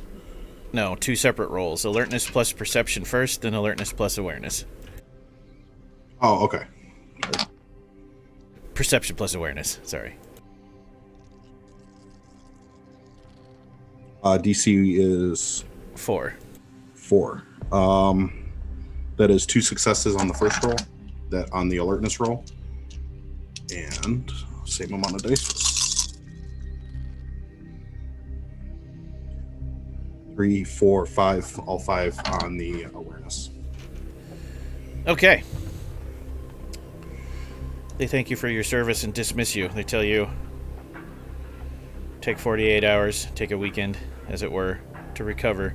They'll have another assignment for you in 2 days.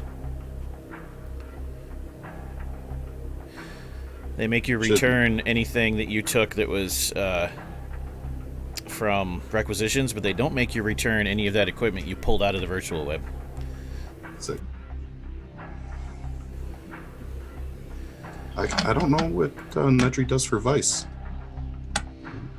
You actually still have a outside the purview mission. You have that other half of the dead drop.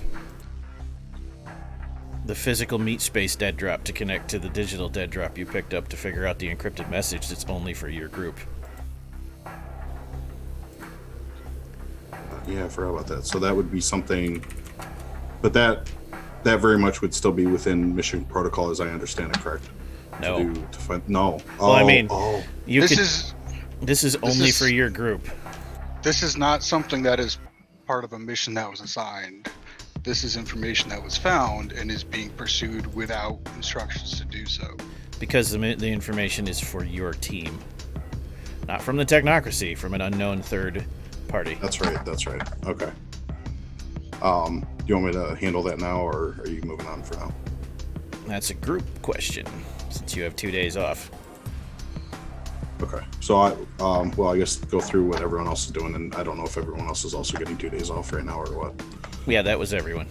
Okay. That's every. I thought you were still okay. talking to me and saying I get Oh, 2 no. days off for being. Okay. That's the whole team. Oh, yeah, They I thought you were just- still talking to Nedry too. I'm like, wow. Those okay. rolls were to see if you were able to recall things I didn't tell you, which you did. And you told them. That'll come up later. Got it. You saw more than you thought you saw. So they drugged you. You gave them the information willingly and they let you go. The rest of you just did your debrief and they let you go with no special anything. Got it.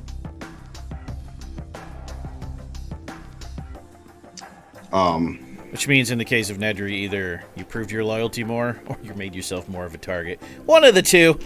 We don't know. And yeah, okay. And I wouldn't necessarily in that drug state would I have memory of what I told them? Nope. Only in the debrief. Okay. There may have been mind procedures and adjustments applied Absolutely. to you in a room that may or may not actually exist in a physical capacity. Also correct. All right, so we all like sitting around having a drink somewhere, or what would we do in our? Would we be hanging out together? I feel like we'd at least want to discuss this, but I don't. I'm not familiar enough with what level of tracking and can they hear everything we say, and if this is something we wanted to bring up. That is the next question. If you are going to discuss it, how do you do so? What are your? It's time to get Bondy here. You don't want to get caught, or that Hardigan might not care. I know one Hardigan thing. is ultra loyal. I know one thing Satori would need to talk about, specifically with Nedry. Want to talk about the digital net and all that, and just have it all explained to him for a moment, and just go like, okay, you're not a wizard. Okay. This is the real world, right? Yeah, okay. I can die again? Cool. I'll remember that. Okay. Just Okay. have that talk, because he's... So, I'm wondering if this would be an opportunity to use one of my backgrounds. I have 4 points in allies, and whether specifically in the U.S. intelligence community, I'm wondering if I could call on someone else to go find the information for me, and whether that would, I don't. Well, first let me ask if that's possible, and then we'll go from there. Yes, that is possible. Okay. So I will keep that in mind as we discuss as a group on whether I will bring that to the table, based on what everyone else wants to do. So the first question is, are you going to try to find a secure location to have the discussion, and if so, what makes it a secure location? Or are you just going to talk about it in the open because you don't care if your bosses are listening? We already have a general idea of what is at where that. The other half of the data packet, you need to unencrypt the message. But we have an idea of like what. Oh, it's a is park, there. yeah. It's a park. You know what? It's a. Seems like it would be a good time for us to get together and give back to the community, doing a little cleanup at this park. And the Not other suspect at all. So, who is willing to help Hardigan with this? Now, how many dots? I'm going to start with Satori. Do you have an empathy? Empathy. Yeah. I have 1 dot. Subterfuge? Subterfuge, nothing. Expression? Expression, I have nothing. Dasha, same 3. The last one was expression. Expression, subterfuge, and empathy. I have 1 in expression. That's it. Armature. You gonna say none at all? No, I have 1 in subterfuge. Oh. And Nedry. I have 4 in empathy and 0 in the other 2. Okay. Now, Satori, Dasha, and Armature. Starting with Satori, what is your wits? My wits is 3. Dasha. 3. Armature. 3. That is 4 for all of you and way more than that for Nedry, which is enough. You all pick up on what Hargan is trying to actually say. We should go get the information. Like, since you didn't pick a coded location, he literally just says, I think we should go to this park and help clean it up with our 2 days off like good citizens. It's very mutual. And you're all like, yeah, I got it. Question. But it doesn't mean you have to go. Bring my plasma cannon. Sure you could. I mean, The you're going to get message looked that at vaporize weird. Trash. Maybe yeah. they'll think you're LARPers. I'll leave it at home. Oh, no. You do have matter. Mm-hmm. Go ahead and give me a roll against DC 6. Enlightenment. Just a quick, fast, dirty roll. 3, 7, 9, so 2 successes. You're able to make it look like a leaf blower. But it still operates as a similar. plasma cannon. It is similar. So. Correct. Okay. So Armature's going. Dasha, now I'm asking you all individually because this could go sideways and could get you in a lot of hot water. Are you going, Dasha? Those of you who don't go just get 2 days off. You're not in the scene, that's all. I would go, even though I was able to pick up on the subtle, this is why we're going, but just the fact that he said community service, I would hate that. Okay. But you're going anyways? But I'm going anyways, yeah. Satori? Satori would have gone just for the community service, frankly, but You're okay with Yes, putting Satori would yourself... go. Okay. Nedry?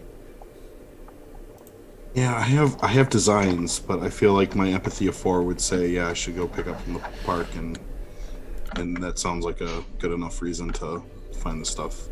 So, when you get to the park, are the 5 of you just going to go plunk down on the bench, or do you have a plan for this? We don't feel like we could probably talk about it openly. No, but with the dots you have, you can communicate in code. I'll allow it. Now, when we get there, you two go clean up that side of the park, and we'll clean up this side, and whatever. However you want to couch it. As players, though, you can just speak frankly.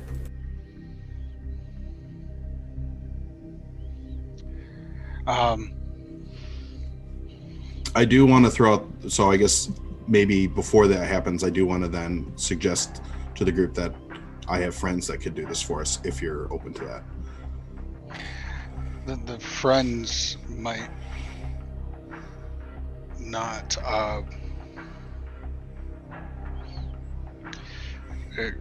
quite frankly, and no offense to your friends,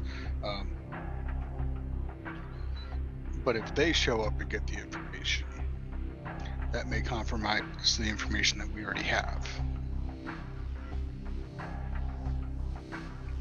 It's true. It's just more dangerous for us to do it ourselves. And That would be a party line vote. We Hardigan do would not say, yet know that. yeah.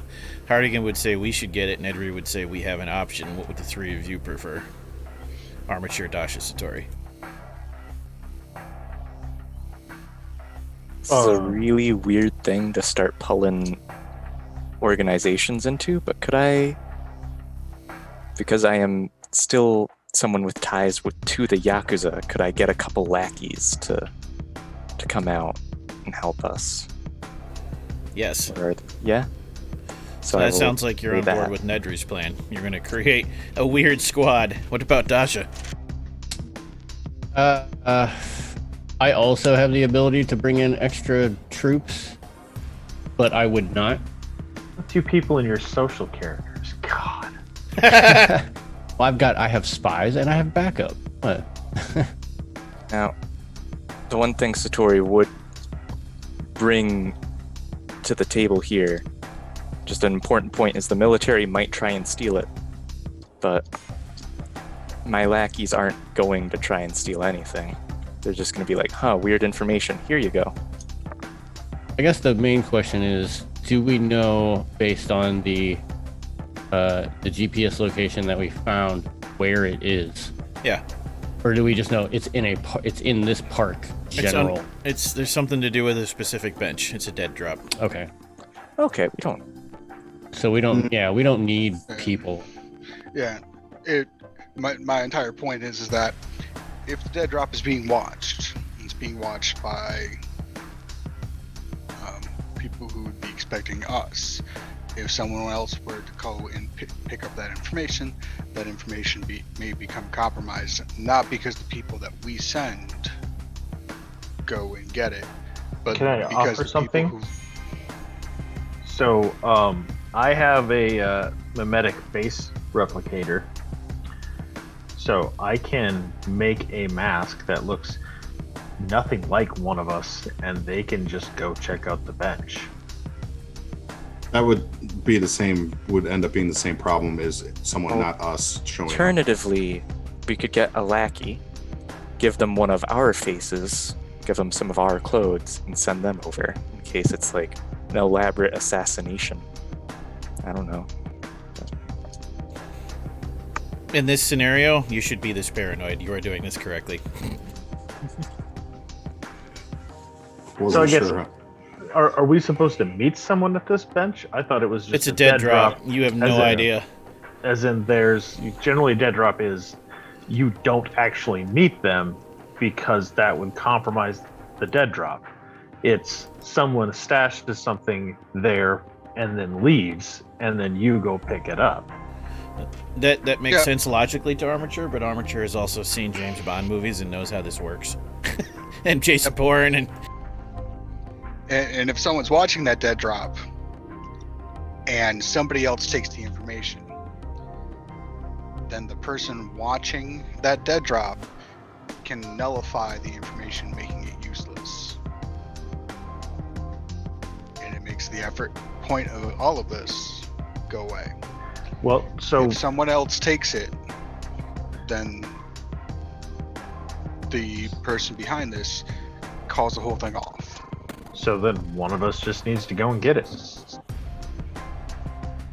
Armature's Yes. a clone, right? Do I understand that correctly?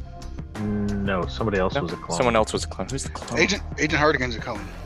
Hardigan's a clone. Would we know this? You may know this. You probably do. He is not necessarily a large batch clone. So Nice. he is a. There aren't many left of him. Right. and they're not identical. They all have unique things, so they can be told apart. Okay. I feel from then like a safety perspective, maybe having backup, but like a group of 5 of us walking up to a dead drop is probably a bad idea. So maybe one of us does that. But we need to think of then how we're going to approach sort of security around the entire park and whether we want to involve our available allies in that protection then would be my idea. Now knowing how paranoid of this we are, I will contact my backup and have them playing basketball in a nearby court. Noted. Okay. With some of Armature my will- backup here, some of my boys, and they can play basketball together. There we go. Armature will make a mask that looks like nothing like him, and he'll be leaf blowing near the bench. Okay. Does it function as a leaf blower, or are you atomizing leaves? He can make it blow air because it's just Okay. it needs to exhaust the heat. It is a plasma backpack. Would my intelligence contacts have any idea about the supernatural? Are they like, would they No. be Well, SI or anything like Maybe, but nothing at your level. that? Okay. They might be aware it exists, but it'd be like a Mulder kind of knowledge. Okay. So like telling them that weird stuff might happen isn't going to be a good idea. They wouldn't know what you're right. You mean there might be a weird assassins? Snipers with cutting edge guns? Got it. Because I want to make them the snipers with cutting edge guns. Like, actually, in this, we got basketball. I feel like we should have. And I'm just thinking about how movie spies work, and maybe like some of them, a couple of them in a van outside the park, like watching for signals and of various kinds, and then maybe some others, like if there's nearby buildings or something, like a sniper or two. Yeah, I have perception and awareness with intuition, and if I somehow boosted that with entropy, we should probably be able to pick up on stuff pretty easily. You would need to take the Overwatch because allies won't let Nedry get assassins. That's actually the backup background, and you guys have the assassins, the snipers. Okay. So my guys playing basketball then, probably? No, allies give information and do favors. They don't physically show up. Oh, okay. I was not aware of that. I apologize. So I actually don't know how they're useful in this situation then. Because they're highly placed people that can tell you secrets and get you into places. Yeah, it was like how I used my spies to figure out. In this situation, probably not super. Yeah. Not much. Okay. We should move on. So, someone goes. I volunteer to up. pick up. So in that case, what are Nedry and Hardigan going to be doing? Because Dosh is on Overwatch, Armature is right up there by the bench. Satori's the pickup man. What about you two? How well do you drive? I have 2 points. So then you would probably be a better person should we need to be extracted quickly behind the wheel than I am. That's fair. Yeah. So I'll stay in the car then, or whatever we're using. Or we probably would have secretly rented something because we wouldn't want to use Technocracy vehicle for this. Who has their own resource dots? I have 3, so I have a vehicle. How many Satori? I have I have 2. 4. 2 Nedry, 3 Dosh, 4 Satori. Satori, you're probably the easiest to bury that in something that you already own in a collection. Like, you have lots of cars, and Technocracy might not know every single one. All right. Yeah, I'll let you borrow Something fast that fits 5 people. I'll let you borrow the something McLaren. fast that fits 5 people that I don't care about. It is a Dodge Charger. Yeah. Just So I'll probably set up along the path in some way so that I can help with any extraction that may need to be done. Okay. So if we were to, for example, if we left the car together, I would walk past the bench so that someone coming from the opposite direction would come through me first before getting to the bench.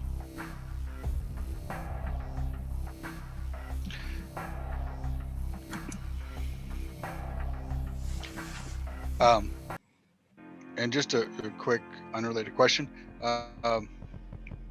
Has our time in room 101 given us the opportunity to restore primal energy or willpower that may have been expended in the course of our prior mission? They would have let you all recharge a point while you were in the construct for free. More than a point, you would have to actually make the rolls, which you could say you want to try to do before you leave. Okay. Well, not for...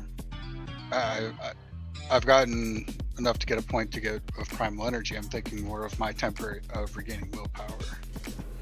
Oh, you can all fully recover your willpower. You all followed your natures during that last scenario. All right.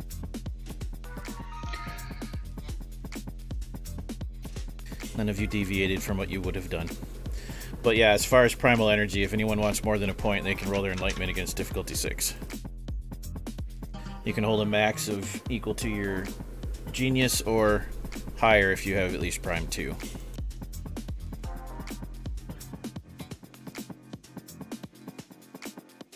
Oh, what the hell? I'll make a roll. What was the roll? Enlightenment difficulty 6. Enlightenment difficulty 6. And if you have Prime 2, you can go over your genius by... Up to you hit your paradox on the wheel. But you only get 1 roll, so you can't do a lot right now. Okay, I get 1. Okay. I get none. So you get 1 Dosh, Armature gets 2. What about you other 3? I Oh, don't. yeah. I only expended one primal, so Okay. that I got enough back so that I don't have to roll. Satori? That's 3 rolled successes. So you can max out to your genius, or if you have Prime 2, you can get all 3. Lovely. Or all 4 if you have Prime 2. Nedry, what about you? I don't think I've used primal energy at all. Okay. At the bench itself, Satori, you're all in correct positions. When your thing comes up, I will call you. Satori, you sit on the bench. You're like, feel under the bench. That's gum. That's gotta wash my hands. That there's no package.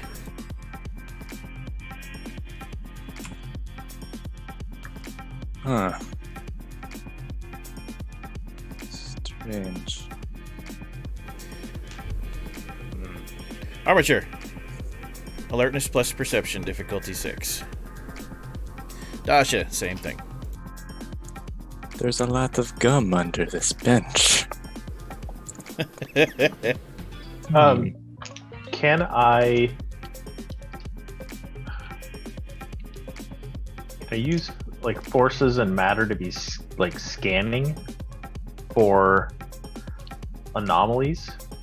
Yes, I am going to assume you've all activated your mage sight. And when that comes up, I will announce Okay. it. But for now, this is mundane perfect. checks. Okay, perfect. All right, 1 success. Seriously? None No for successes. Dasha. Yep. Dasha, you notice nothing unusual in the crowd from your perch. Armature. 1 success. Satori, that lowers your difficulty to 7 for your roll, as you and Armature use comms to try to figure out what's the point of the bench then.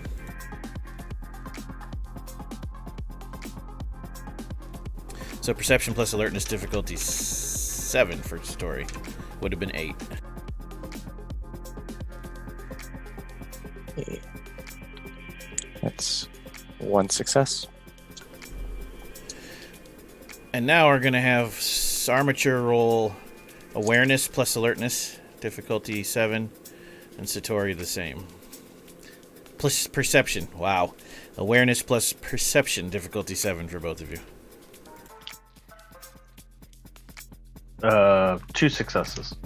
Same. 2 hours pass on the bench. You're like, exercise patience in this. Because it's the two of you, you two would be patient. If it was Nedry or Dasha, I might say they get bored and get up after 20 minutes. But you two don't. And you realize there's this dad-son combo that are directly in your line of sight from the bench that have been standing in the exact same 2 spots, tossing a baseball back and forth for 2 hours without moving or talking to each other. Just throwing the ball back and forth for 2 hours. Satori's going to take a moment to reflect on his life and remember, like, I wish I could have done that with my dad. If only I had a dad. And then it dawns on him, like, wait, they've been doing this for 2 hours. Without He gets speaking or facial expression. up. Yeah. That kid would have gotten bored long ago. So Armature will start making his way that way after he reports that anomaly to the group through the comms. Am I able to see this from my position? No. Only line of sight to that is directly from the bench. That was the point of the bench. Tori gets up and walks towards the father-son combo. Armature, what spheres do you have again? I have Correspondence 1, Matter and Forces 2, and Prime 2. There's a definite connection between the father and son, stronger than a typical father and son. What was the last one after forces? Correspondence 1, Forces 2, Prime. Matter 2, Prime 2. They're radiant with primal energy. Satori, what spheres do you have? I have Prime 3, Life 2, Mind 2, and Entropy 1. They're radiant with primal energy. They have no mental signal. What were the last two? Life 2 and Entropy 1. They're not alive. Oh. So the two of you together are able to deduce battery-operated constructs of some kind. Primal energy battery-operated constructs.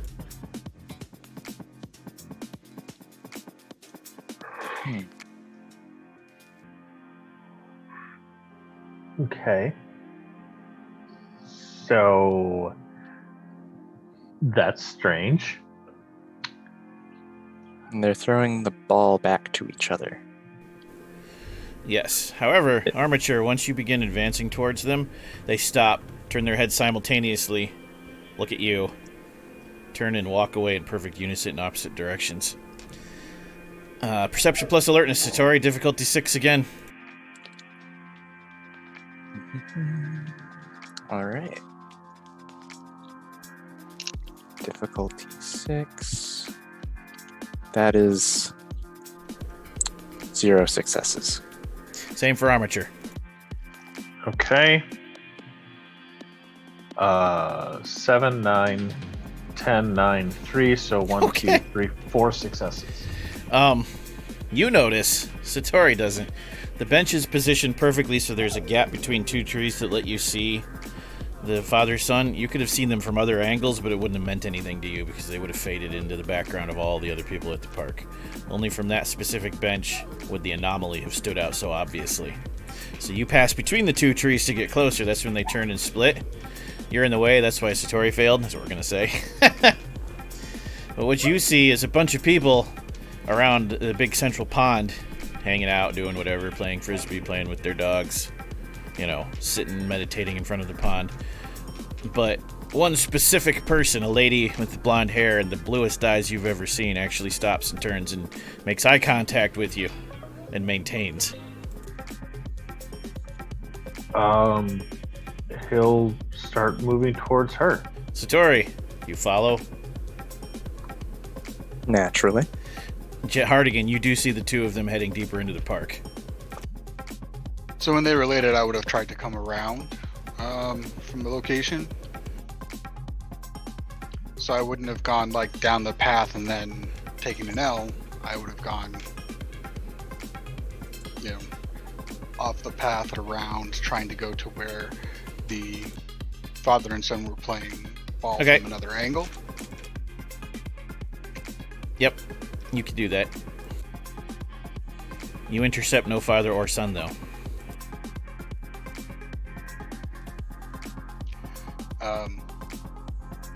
Was any other information relayed other than the fact that they were playing catch for 2 hours? Oh yeah, did you mention the weird energy anomalies you all registered? Probably, yeah. So yeah, you got the whole data dump. Okay, so then I will be on the lookout for anybody that I pass that is not registering with the simple kind of looking for mind. Just identifying light or mind activity from mind 1 sphere. Everything in the vicinity has a mind. They just seem to have faded away into thin air.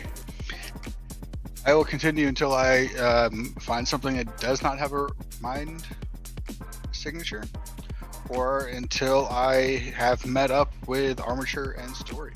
You meet up with them, but not, you know, eye contact meet up. You're not all standing in a row, I'm assuming. Yeah. Yeah. They're just gone, like they were never there. All right. What now, Armature? He just keeps moving towards the woman, not really taking his eyes off of her.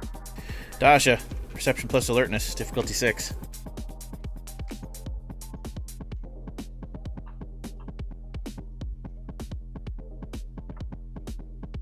Three successes. This time you're paying attention. You're paying all of your attention to Armature and Satori, and that's why you missed it the first time with that first roll. So you decide, I better check on Nedry's Three government-style SUVs that weren't there before are in the parking lot now, all strategically placed to to intercept him if he were to take any exit with his car. By government issue, I mean that matte black SUV that all look identical. None of them have plates. At all. What would that mean in our setting? Would we assume technocracy with no plates? No. Or no? Could be mean anybody. anything. Okay. I will. I'm assuming that we have some type of comms. Yes. Whether I think that it's being monitored at that point or not is probably a moot point after seeing that. But all I will say over the comms is, we've got company.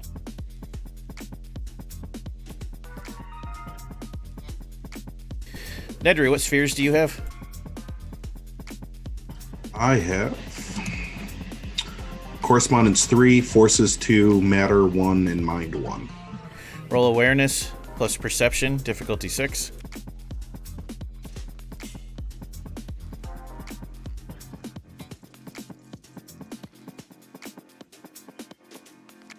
It's 2 successes. You do a quick scan of the cars, and the first thing that immediately stands out to you is there is a single mind in all of the cars. The same single mind in all 3.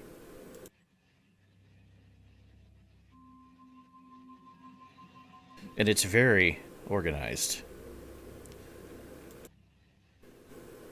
Almost Ooh. perfectly organized. I'm not picking up on what you're saying enough to say anything to the group about that other than what you just It's said. like the perfectly programmed computer code, Yes. if it was sentient. So like a Borg hive mind. No, No. a singular being in all 3 cars simultaneously that is perfect, like a computer. Like computer data is in the way it processes information. Human minds are But chaos. it is a alive. It is a mind. It is an alive mind. It is a conscious sentient mind controlling all 3 vehicles that operates as perfectly as a processor chip, not like a human mind. This feels like a boss battle. Think Puppet Master from Ghost in the Shell. Yes. I'll relay that and be like,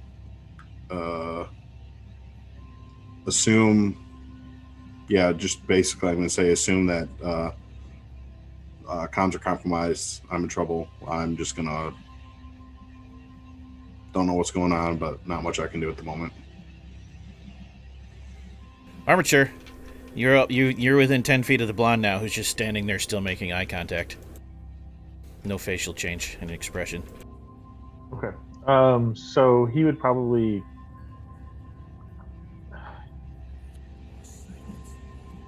He's not so good with the talking.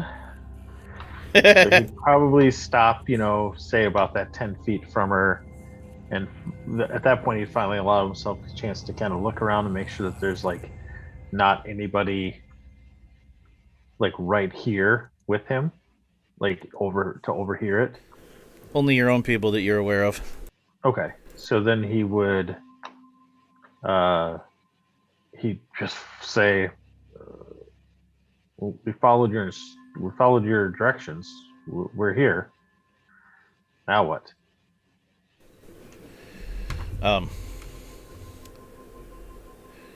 Opens her mouth and says in a complete, perfect monotone, "Once you read it, you'll understand. Beware, find us," and hands you a flash drive. Do you take it? Yes.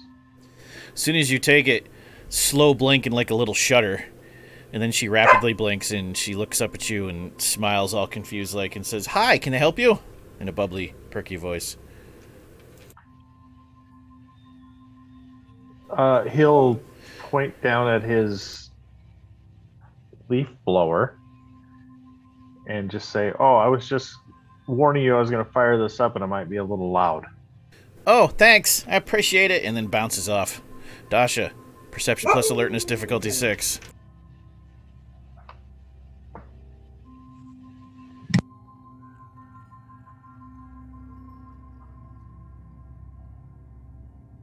2 successes. No noise at all for Hardigan, Satori, or Armature. Just the sound of something moving rapidly through the air, and then the sound of holes being torn in human bodies. And then Armature, you're splattered with blood as the bullet enters and exits her head, splattering brain matter and blood everywhere. Dasha, you hear a slight noise and a flash, and you spin and see somebody quickly dismantling a gun on the building across from you. Roll initiative. Ta-ha.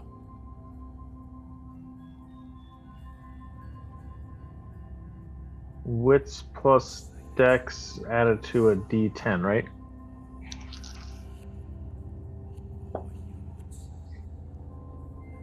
I think so. Yeah. Indeed. That is 9. correct. 11. 12.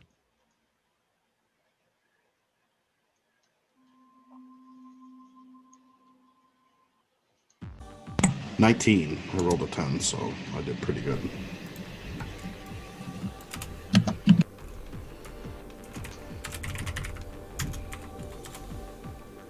Zach, you got the 11 I did, yes. and 12 for Dasha. 12 for Dasha. And what'd you get, JT? 19. And what about Satori? Satori got a 10.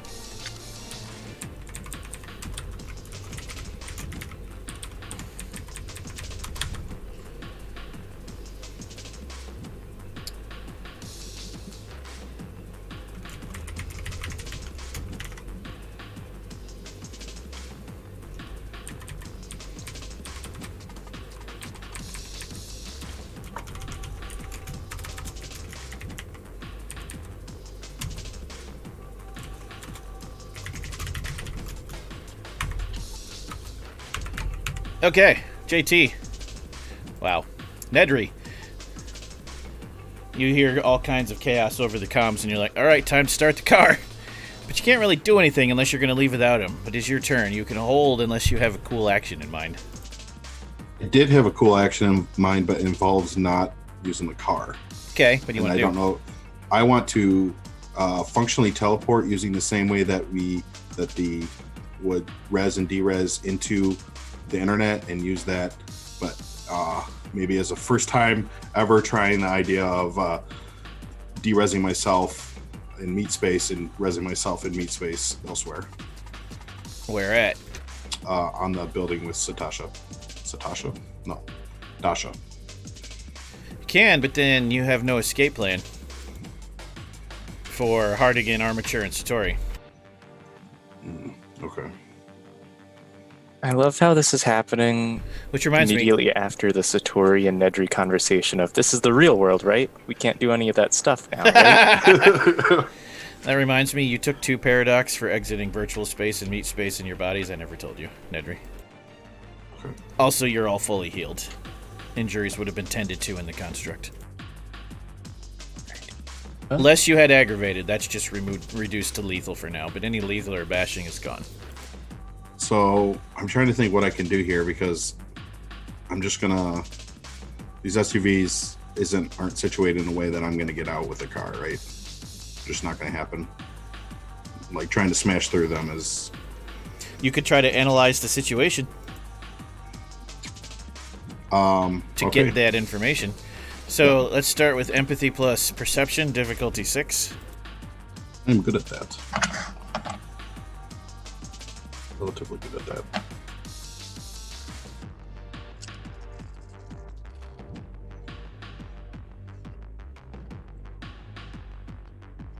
Six successes. Perception plus alertness, difficulty 4.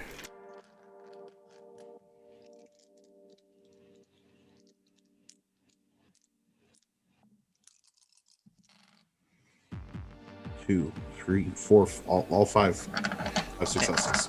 And enlightenment against difficulty 5.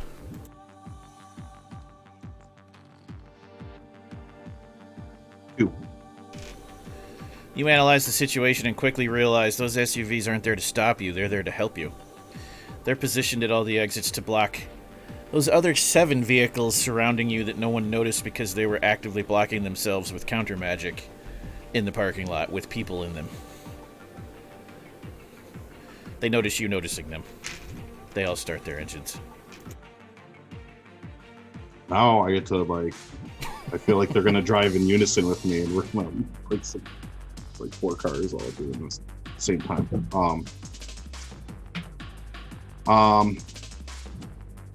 What, we're in a Dodge Charger? Yeah. I'm going to bounce out of it and run to get in one of the SUVs, because trying to take a Dodge Charger through a park is not going to go well. Okay. The See door if it lets opens me. for you and lets you dive in, but it's not the driver's door that opens, it's the back seat. All right. I guess the NPC will get to make the calls on this one. Or maybe not. I don't know. There is no one in the SUV, but the door slams shut and activates the locks. Okay. That SUV starts up. The other 2 around it start up also. And they all take off in different directions, confusing the followers, who split into groups of 2. 2 of the 6 pursuers follow each of the SUVs, all 3 of which head into the park. Dasha. All right. They haven't noticed you noticed them yet. The guy that's The assassin that just killed an dismantling innocent, it. Yeah, dismantling that his killed gun. what is apparently an innocent woman who was mind controlled to deliver the message. It's probably gonna take me a second to get over to that building, You have a sniper rifle. or I could shoot him. I don't know, you look through the scope? Bullets do move a little bit faster. Yes, I will look through the scope. It's not a him, it's a her.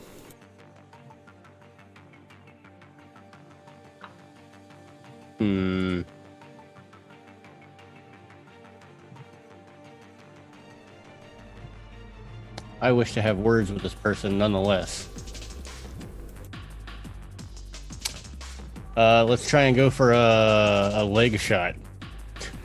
Alright, firearms plus dexterity, and if you're not going to modify it with any cool stuff, the difficulty will be 8.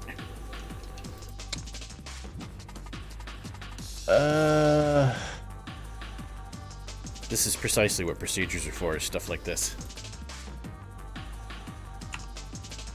Get entropy. Correct. Calculating Allows odds. you to All you use have to the- do is tell me which sphere you're going to use. Yeah, I'll use entropy to increase my odds of hitting this. Enlightenment DC 5. Enlightenment DC5. Alright, I got all these. I'll roll these ones. It's 1, 2. Alright, DC is now 6 for the shot. Back to normal. If you get a full 3 successes, you don't have to roll damage, you hobble them. So DC 6. Yep.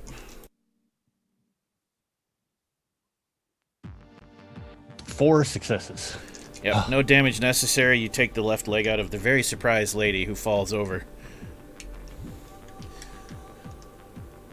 I don't then- even who then- bother dismantling, and I just take off. Who then attempts to escape, but is very, very slowed down now.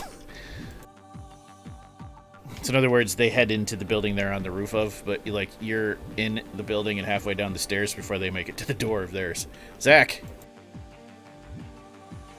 Do I have a line of sight on this person? no, I don't even know if Dasha had time to tell you. You saw a woman die, and then Dasha immediately acted. You probably haven't even been told yet. Also, Dasha is 500, 2 football fields away. We probably would have heard 2 gunshots though. One. About the time the blonde hits the ground and it's Jacob's turn, you heard the first gunshot.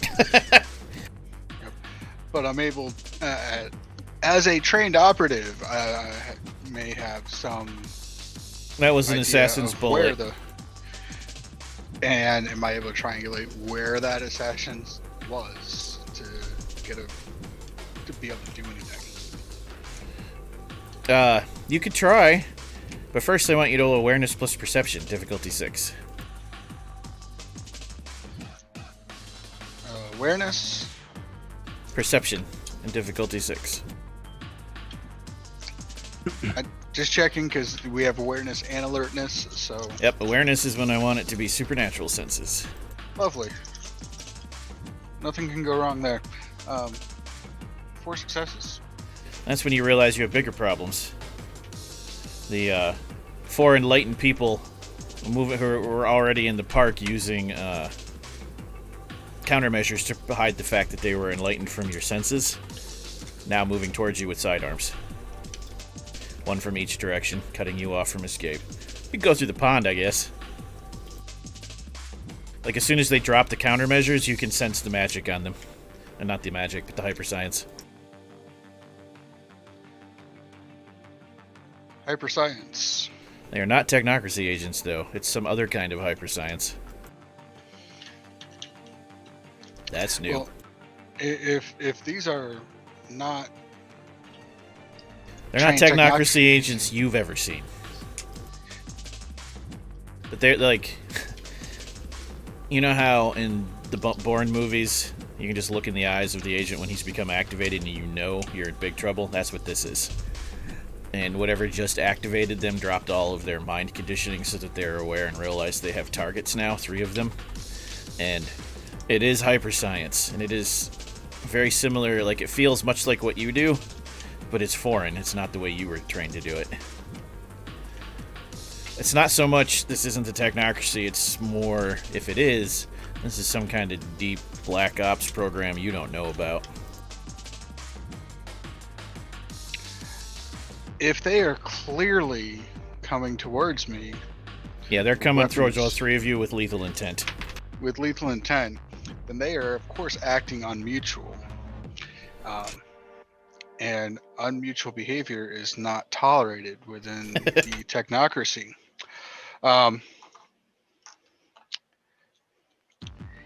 And I really hate to keep going back to this well. But if they are technocratic agents, even if they are acting unmutually, lethal force against them is still an unmutual action.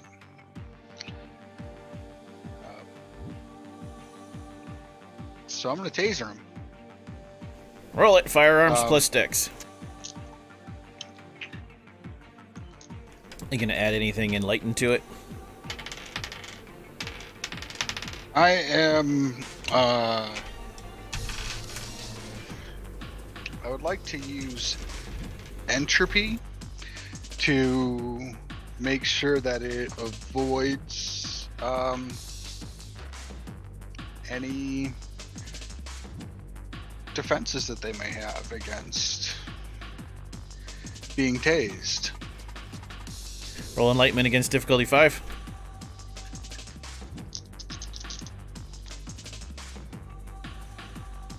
Nothing. Okay, firearms plus dex, difficulty 6.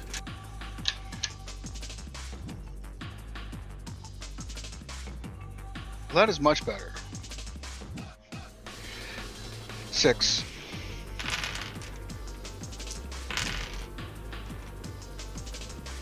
Okay. You fire right between the eyes, and he just, the one you target just looks at you. And at the last second, he just tilts his head a little, and it goes on by, and he never breaks eye contact. And that's when you realize, all 3 of you, it's time to run. We're outclassed.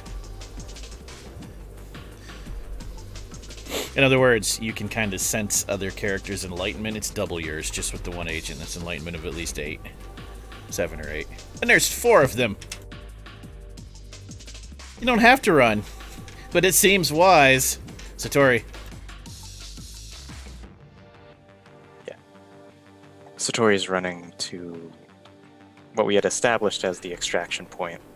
You see an SUV bowling towards you, and Nedry's in the back seat. Get in! He's not driving, though. No one is. They hop into the back seat. The agent that you took a shot at, Jacob, raises his gun, and then an SUV hits him and sends him flying. He actually lands on his feet in like an action pose, Jeremy Renner style. But it knocked him out of your way, and you didn't get shot. The other two turn and go right for that SUV and attack the SUV. It's not the one Nedry's in, it's one of the other ones. Armature. I want to bring back the conversation Satori and Nedry have about Matrix level shit not happening anymore because we're in the real world. Yeah, poor Satori. This is not going to go well. So there's an SUV. There's two SUVs on the field now, one of which is hitting people and being attacked by the other people, and the one that Nedry and Satori are now in saying, "We gotta go!" No one's driving either SUV. Okay, yeah, Armature will jump in the passenger seat of that one. Okay. So that he can hang his right arm and plasma cannon out. Okay. And prepare to repel borders. Dasha. So you make it into the other building. Okay. And you're heading up the stairs. And as you head up, because it's like you're taking the maintenance stairs, so it's, for the movie scene where it's straight to the top and only the two of you are there, right? Mm. It's all metal and concrete and echoey.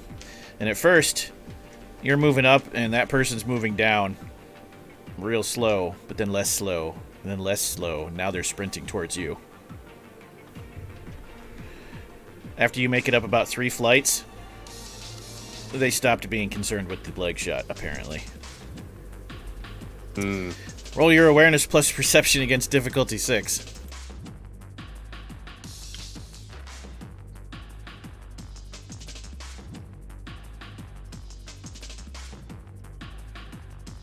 Five successes. You sense the enlightenment when it goes off, and again, like the rest of them, you realize it's somewhere between 7 and 8. Jeez. As the agent comes flying over the side of the railing, superhero lands on the level above you at, the flat spot where the stairs turn, and hits the ground with such force it leaves a crack in the concrete. And she looks at you and smiles and says, "You actually shot me. That hasn't happened in years. I'm gonna have fun playing with you." And begins to sprint at you. Yeah, turn around. Looks like run. And as the amalgam runs for its life, that's where we pause until next week. Oh.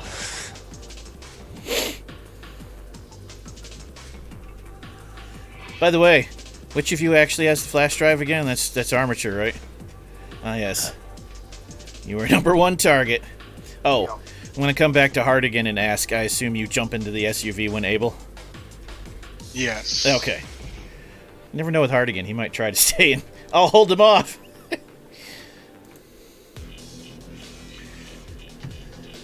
Well, that's all the time we have this week. I'm sure they'll be fine, though. Everything's fine. This is all fine here. We're all fine. How are you? So, we thank you for joining us this week, and we hope to see you again next week at 8 p.m. Eastern Time for the continuation of this action scene. And if they survive, maybe they'll finally figure out what's so important about this information. But until then, tell us once again, players, who you are, and the next time you can be found doing cool things with Onyx Path, and also not with Onyx Path, wow. With Vorpal Tales, and also not with Vorpal Tales. Again, I am Dwayne at Made of Kimchi on the internet. I was playing Taplina tonight. Next time you will see me doing stuff for Onyx Path will be on Tuesday to run the second portion of the Exalted Jumpstart. Hello, I'm Kisama. I've been Satori. You can find me on Twitter at TrueKisama, and you can find me on Mondays playing Pardo, a Mentat in Dune. You can find me on Thursdays playing Dr. Knackles. You can find me on YouTube playing in a Vampire the Requiem Chronicle known as Dusk by Dawn. Or Dust by Dawn. Folks, I'm JT. You can find me online at Zensomancer, and I believe this is the Wednesday is we're starting Fallout. Correct. So that'll be interesting. I'm playing a Brotherhood of Steel character in Fallout starting Wednesday. Other than that, yeah, I think that's good for today. I am Zachary Naldrit, he, him. I can be found on the Twitters at Zach Rules. It should be below me right about here-ish, somewhere, without the Jacob part. I will be next seen on Tuesday on Vancouver by Night's channel playing D&D in the Greyhawk setting. I don't know what that means at all. I don't know what Greyhawk is. They don't tell me these things. And I am the_touring online, and I will be back next Saturday playing this game again. And McIntyre, to answer your question, that isn't Nedry's car. That is some kind of secret super spy ally they don't know about yet. And I am Eldritch Echoes. You can find me next tomorrow at the same place, but at a different time, 9 p.m., running White Walls as we near the end of Season 1 and approach the beginning of Starlight and Smoke, our Vampire the Masquerade game, which will begin Season 1 in May. And until then, be sure to check us out on vorpaltales.com. You can find recaps of these shows, links to all our social media, find out all about us in our Patreon. Also, on Twitch, make sure you click follow to get notified, and on our YouTube, subscribe and hit the bell. Lots of archive shows there. Special thanks to Onyx Path Publishing and White Wolf for all the help they give us, and to Astral Tabletop, our partners, for providing the awesome virtual space we use. Before we go, for the Ride or Die viewers, it's vote time. Audience, anyone you vote for gets a free point of willpower they can use without spending it. Cast, your votes for each other can be used this session, because we're slowly but surely approaching the season finale, for XP. With 3 sessions left to actually get XP, or to get votes, it's all XP from here on out. Also, audience, don't worry, the end of this story is only the end of Season 1. Season 2 returns at the end of the year. Begin, Cast. Tonight, I am going to vote for Satori for the many questions about the virtual web and running around. What is that hanging out?